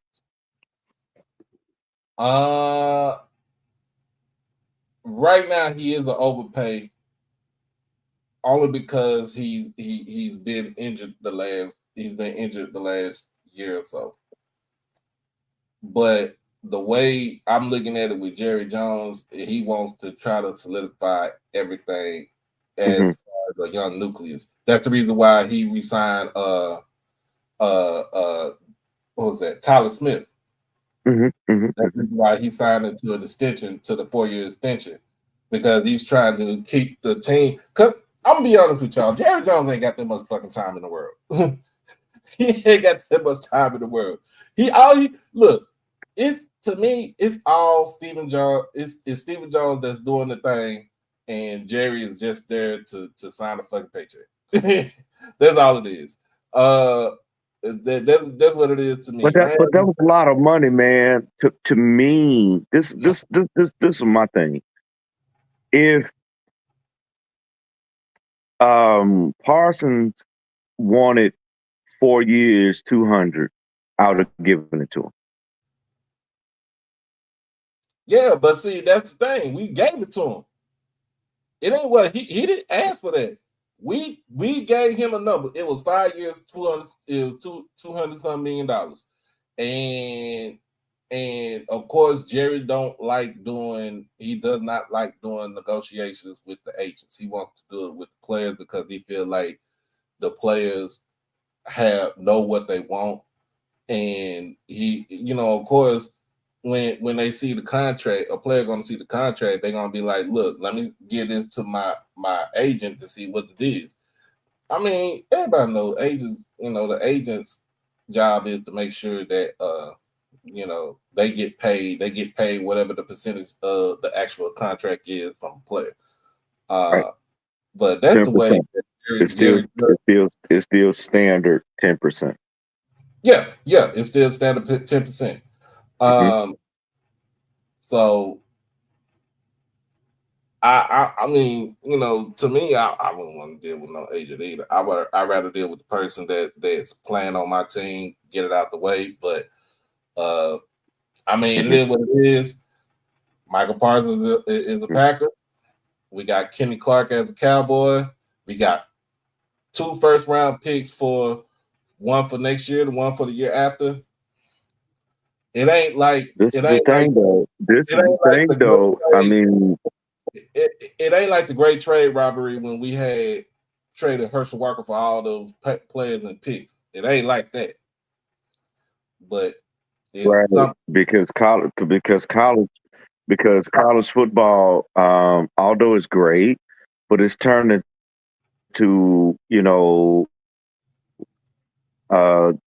I would say about a 70% finesse game. And it's hard. It's hard for those players. It's hard because they come from a damn finesse game and all this type of crap. And then they about to go against some real deal Holyfield. So yeah, like I said, that has been on my mind. If that was an overpay or not. I just think that if the Cowboys, I'll say this, if the Cowboys can actually have a defense that can hold somebody under 20 points, y'all would goddamn win the NFC East. You would. With that, you would. If he's healthy. If he's healthy. Because if you think about this, when we played the Eagles, the game was close. So it really wasn't supposed to be it wasn't blowout. It was close. Like that could have, if CD wouldn't drop those the last 4 passes in that game, we win that game. Just point blank. Yeah. Let's get into this. Last night I tried to stay up. I did stay up a little bit in it to watch this. Canelo Alvarez versus Terrence Bud Crawford. Of course, Crawford won. You had called me one of these nights, man. I think I called you yesterday. I mean, that was yesterday. Man, I this is the thing. I'm gonna tell you, and I apologize, nephew. I'm gonna tell you what I was trying to do because I was trying to take a nap for the fight. The fight was until midnight last night. Dude, when I say that, when I woke up around about like 11:45, because I had gone to sleep around about when I was on my way back to Memphis after the game. I had stopped off, and then I got to Memphis about 9:15, and I was like, okay, I'm gonna take a nap real quick, for the fight, because I was, going through my Netflix account. And I was like, dang, it's still in the prelim. And so I was like, all right, I'm gonna take a nap. So I woke up around about 11:30, and they still was in the bout before the main event. Yeah, they was in the undercards, and I'm like, Yeah, man, so I was just like, but yesterday I did the stream yesterday. Appreciate everybody for joining us uh-huh. yesterday. Did stream yesterday. Streamed the game. Okay, Talked a little awesome. bit afterwards, and then I was like, "Look, I'm getting ready to go over here to the other side of town to go watch Lincoln versus Madison in the South Dallas Super Bowl. Hood Okay. Super Bowl. That's what it is. That's all Oh, it is. that's the real Super Bowl. That's the real Super Bowl. Well, actually, in Dallas, the real Super Bowl is the Oak Cliff Super Bowl. That's Kimberly Carter, but they ain't happened yet. Oh yeah, oh yeah. I mean, but you have several in Texas. I mean, because you have, I mean, in Mississippi, you have in Simpson County, McGee versus Mendenhall. In Jackson, you have Callaway versus Murrah. On the outskirts, you have Clinton versus Brandon. Down in Vicksburg, you have Vicksburg, Warren Central. You have South Panola, Oxford. Yeah. Yeah, but I like, okay, get up in there. I'll go to the game. Game already a blowout in the first half. Watch a little bit of halftime. And then me and friend, we went to go get something to eat. And I was like, you know what? The fight get ready to come on. I'm watching the fight. I'm like, okay, they ain't even start the damn fight. They ain't get to the, like I said, they ain't get to the main event, to the main card. I'm like, they still in the damn undercard. That's like, then get to the house. I get to the house a little bit after 11 o'clock, and I was like, they still ain't started the damn, they still on the undercard. What the hell they doing? Of course, it's, even though the fight was on Netflix, which is great because I'm glad that the fight was on Netflix, because you know why? Right. I paid my fucking $20 for Netflix to watch all the stuff that I want to watch on there. And if they putting fights on there and they're gonna put football on there, I'm getting my money's worth. I got my money's worth for watching a fight on Netflix last night. I appreciate Netflix for doing that because y'all already know back in the day, nigga, you had to go to somebody's house that had cable and pay $40 or $50 just to get for pay-per-view. Right.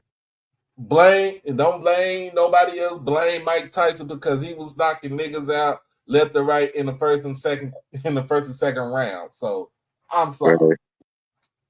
Right. I just think that I just think that Terrence Crawford, man, he's an anomaly, man.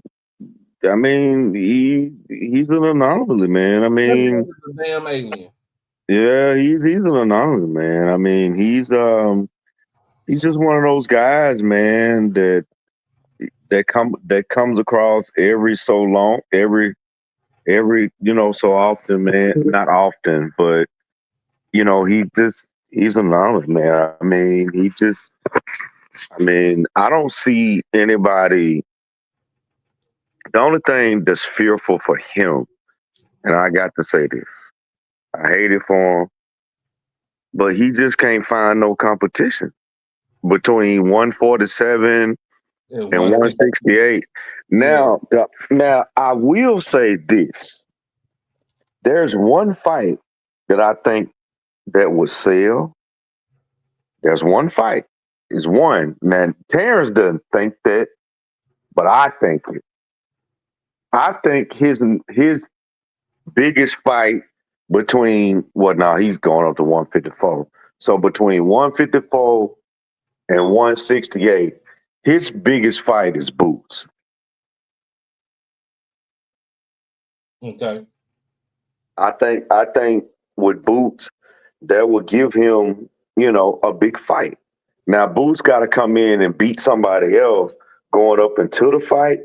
You know what I'm saying? But see, Boots been dominating people. You know what I'm saying? Because he's an offensive guy. But between 147 and 168, I don't see nobody beating him. Well, after what Crawford did to. I forgot. No, I actually forgot. I take that back. He can actually fight either one of them two Texas twins too. Jamel Them Charlo. Charlos. Jermaine and Jamel. That'll be like a grudge match. That'll be a good. Oh, the I actual know he'll beat them. He'll beat them, but the yeah, build up, because one thing I give respect to the Charlos, they don't like Terrence Crawford. they don't back down from him either. Straight out of Houston. No, they don't back down from. So that will be, because the rematch between he and Spence, ain't nobody gonna buy it because of the way. That ain't happening. Earl Yeah, Spence, because of the way I said this already. Earl Spence of the new era was my favorite fighter. He was my favorite fighter besides Floyd. But man, he embarrassed me so bad that I don't care if Errol Spence make a comeback. I don't ever want to watch him no more. He got too. So this the thing about EJ. EJ got too much stuff going on right now. His name is kind of implicated in the Mo3 murder. Yeah, but he's a but see, my only gripe with EJ is that EJ trying to be a street dude, but he doesn't even have to be a street dude because he got way more money than the cats he was hanging with. He not a street, but this thing, he not a street dude. If you see his people, if people ain't he no street dude. He just hung out with he used to hang out with Beezy. He hang out with Beezy all the time, and it's like Beezy had to have some way to get that money to go in and pay these folks to get rid of Mo. So It's always the private school dudes trying to play hard. That's the way it's always been. Yeah, no, EJ went to DeSoto High School, so it ain't private. Yeah, but still, when he went, it was the real DeSoto though. It's still the same DeSoto that I know. Oh, it's always been hood. It's always been hood for the last 20 years. Yeah, because black folks don't move to DeSoto and Cedar Hill. Yeah, in Duncanville. That's the reason why. Oh wow. Well, you can't prove something that you're not. If you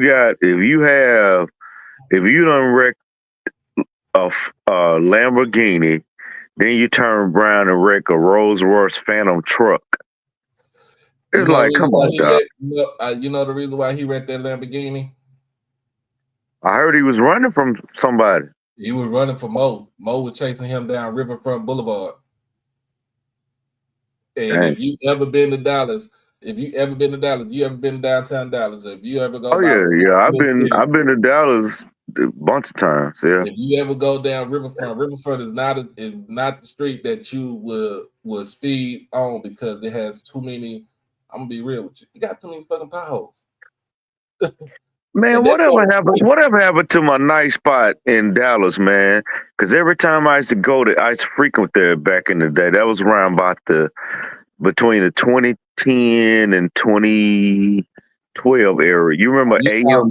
Nightclub? No, I used to go to AM/PM downtown. Remember AM/PM? AM/PM. Oh, that's Fuel City. Yeah, AM/PM. That was my spot. AM/PM. That's Fuel City now. Fuel City, man, they got the street tacos. Yeah, that was my spot. Everybody hang out there. So yeah, it should be called AM. I never forget that name because every time I go to a city, you know what I'm saying, I always remember, my best times. You know what I mean? And AM/PM back in the Gap, man, because they had a bunch of J State graduates. DJ David, he went to Callaway. I can't think of David's last name, but he was Ice something. DJ Ice Cole, or he was from Jackson. You talking about David Robinson? Yeah, David Robinson. Yeah, he played. I went to Callaway with him. Yeah, I went to Callaway with him. Yeah. Yeah, I was in the 12th grade. He was in the 9th grade. Yeah. He's still here in Dallas. Mm-hmm. Yeah, he was David was my class. Either that, Yeah, because he graduated. He graduated in '97 from Callaway. He's my classmate. Yeah. Yeah, I know. Yeah, I know Dave. Yeah, he went to JSU Alpha. Yeah, yeah, that was my boy. Every time I used to go to AM PM, he would always be the DJ. Him and rest in heaven. What people know him as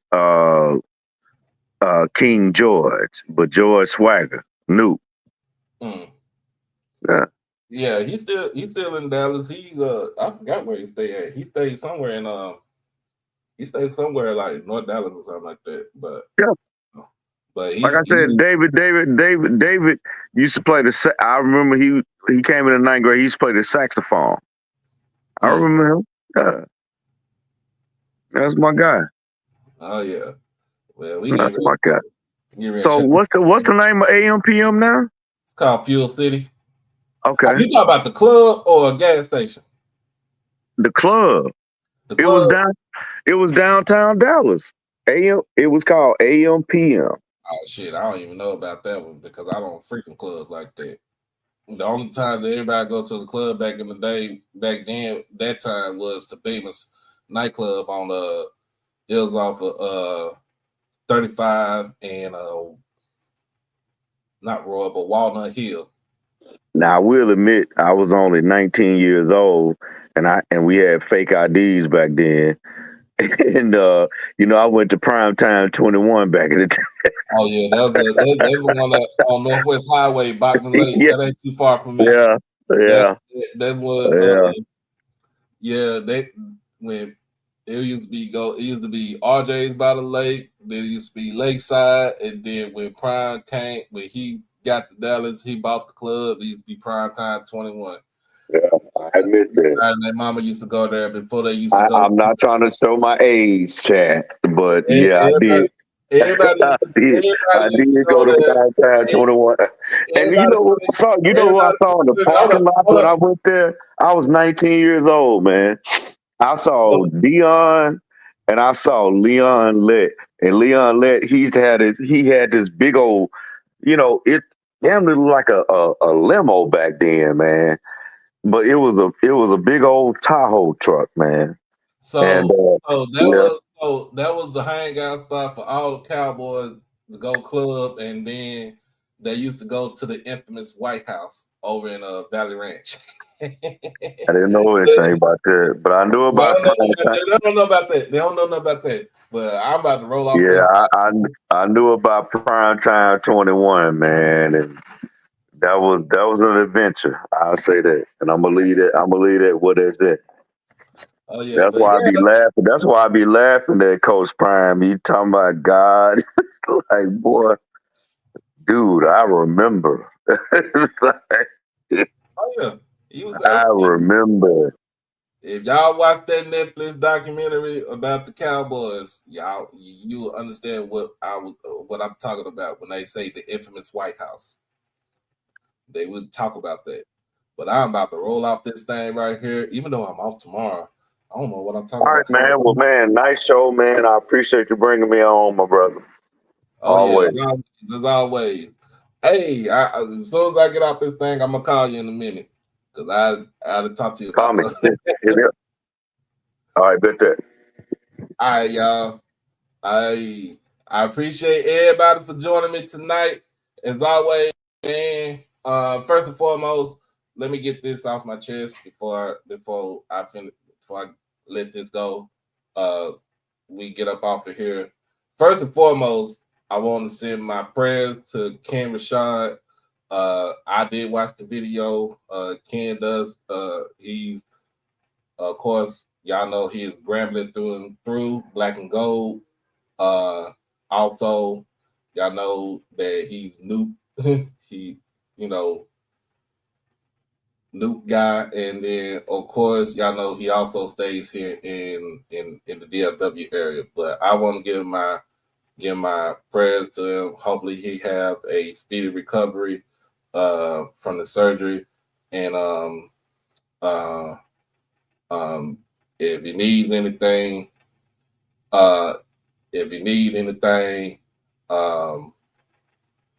just let me know. I'll let him know. I'm gonna hit him up see how you doing and stuff like that. Don't know what hospital he is. Oh yeah, DJ, yeah, David is your daggone ace on your line. I forgot about that.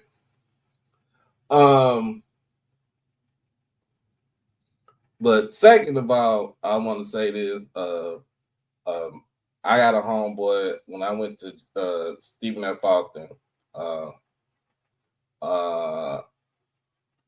Ken Rashad has a heart condition where he has to have open heart surgery tomorrow. And the sooner that he has the faster that he has the surgery, the faster he can actually go and recover and get back to his normal activities. But that's what happened to Ken Rashad. But the second one is, man, I have a homeboy, man, I went to SFA with. We've been friends for 20 years, y'all. This guy is one of my baby girls, is my baby girl's godfather. I am the godfather to his two kids. Late Friday night, he lost his little brother to what's supposed to be somebody broke into his house, but he got shot twice. Got shot out twice. First one missed him. Second bullet hit him in the back of his head. To my dog Jamie, he lost, like I said, he lost his brother named Jermichael, his little brother. To my dog Jamie, man, I talked to him earlier today. He is just like my brother. You know what I'm saying? Good dude, and I hate what happened to his brother because I consider his brother my brother. I consider him family, and I just want people to pray for my bro, and hopefully he get his, pray that he sees, that even though his brother is gone physically, that he's always gonna be there in spiritually. So I just want to send my condolences to my brother. Jamie and Phillips, we call him J Phil for short. I always used to call him Mr. Jig on him. Straight out of East Texas. Just sending him some prayers his way, man, because he's like family to me. He is my baby girl's godfather, and I am his kid's godfather. So I just want to send my prayers and my condolences and my well wishes to him, and I'm gonna speak with him later on, either tomorrow or the next day. And it just sucks that this happened to him, man. So, and he was, his brother was getting this stuff together. He was doing good, and somebody took him away from us. So, man, just prayers for him. That's all I have to say about that. But y'all be blessed, y'all be safe, hug your loved ones, and love on your loved ones, and I mean that truly. And always look, man, crash out on your kids and beat them out the penitentiary. And as always, man, y'all already know how it is. Be easy, baby. Peace.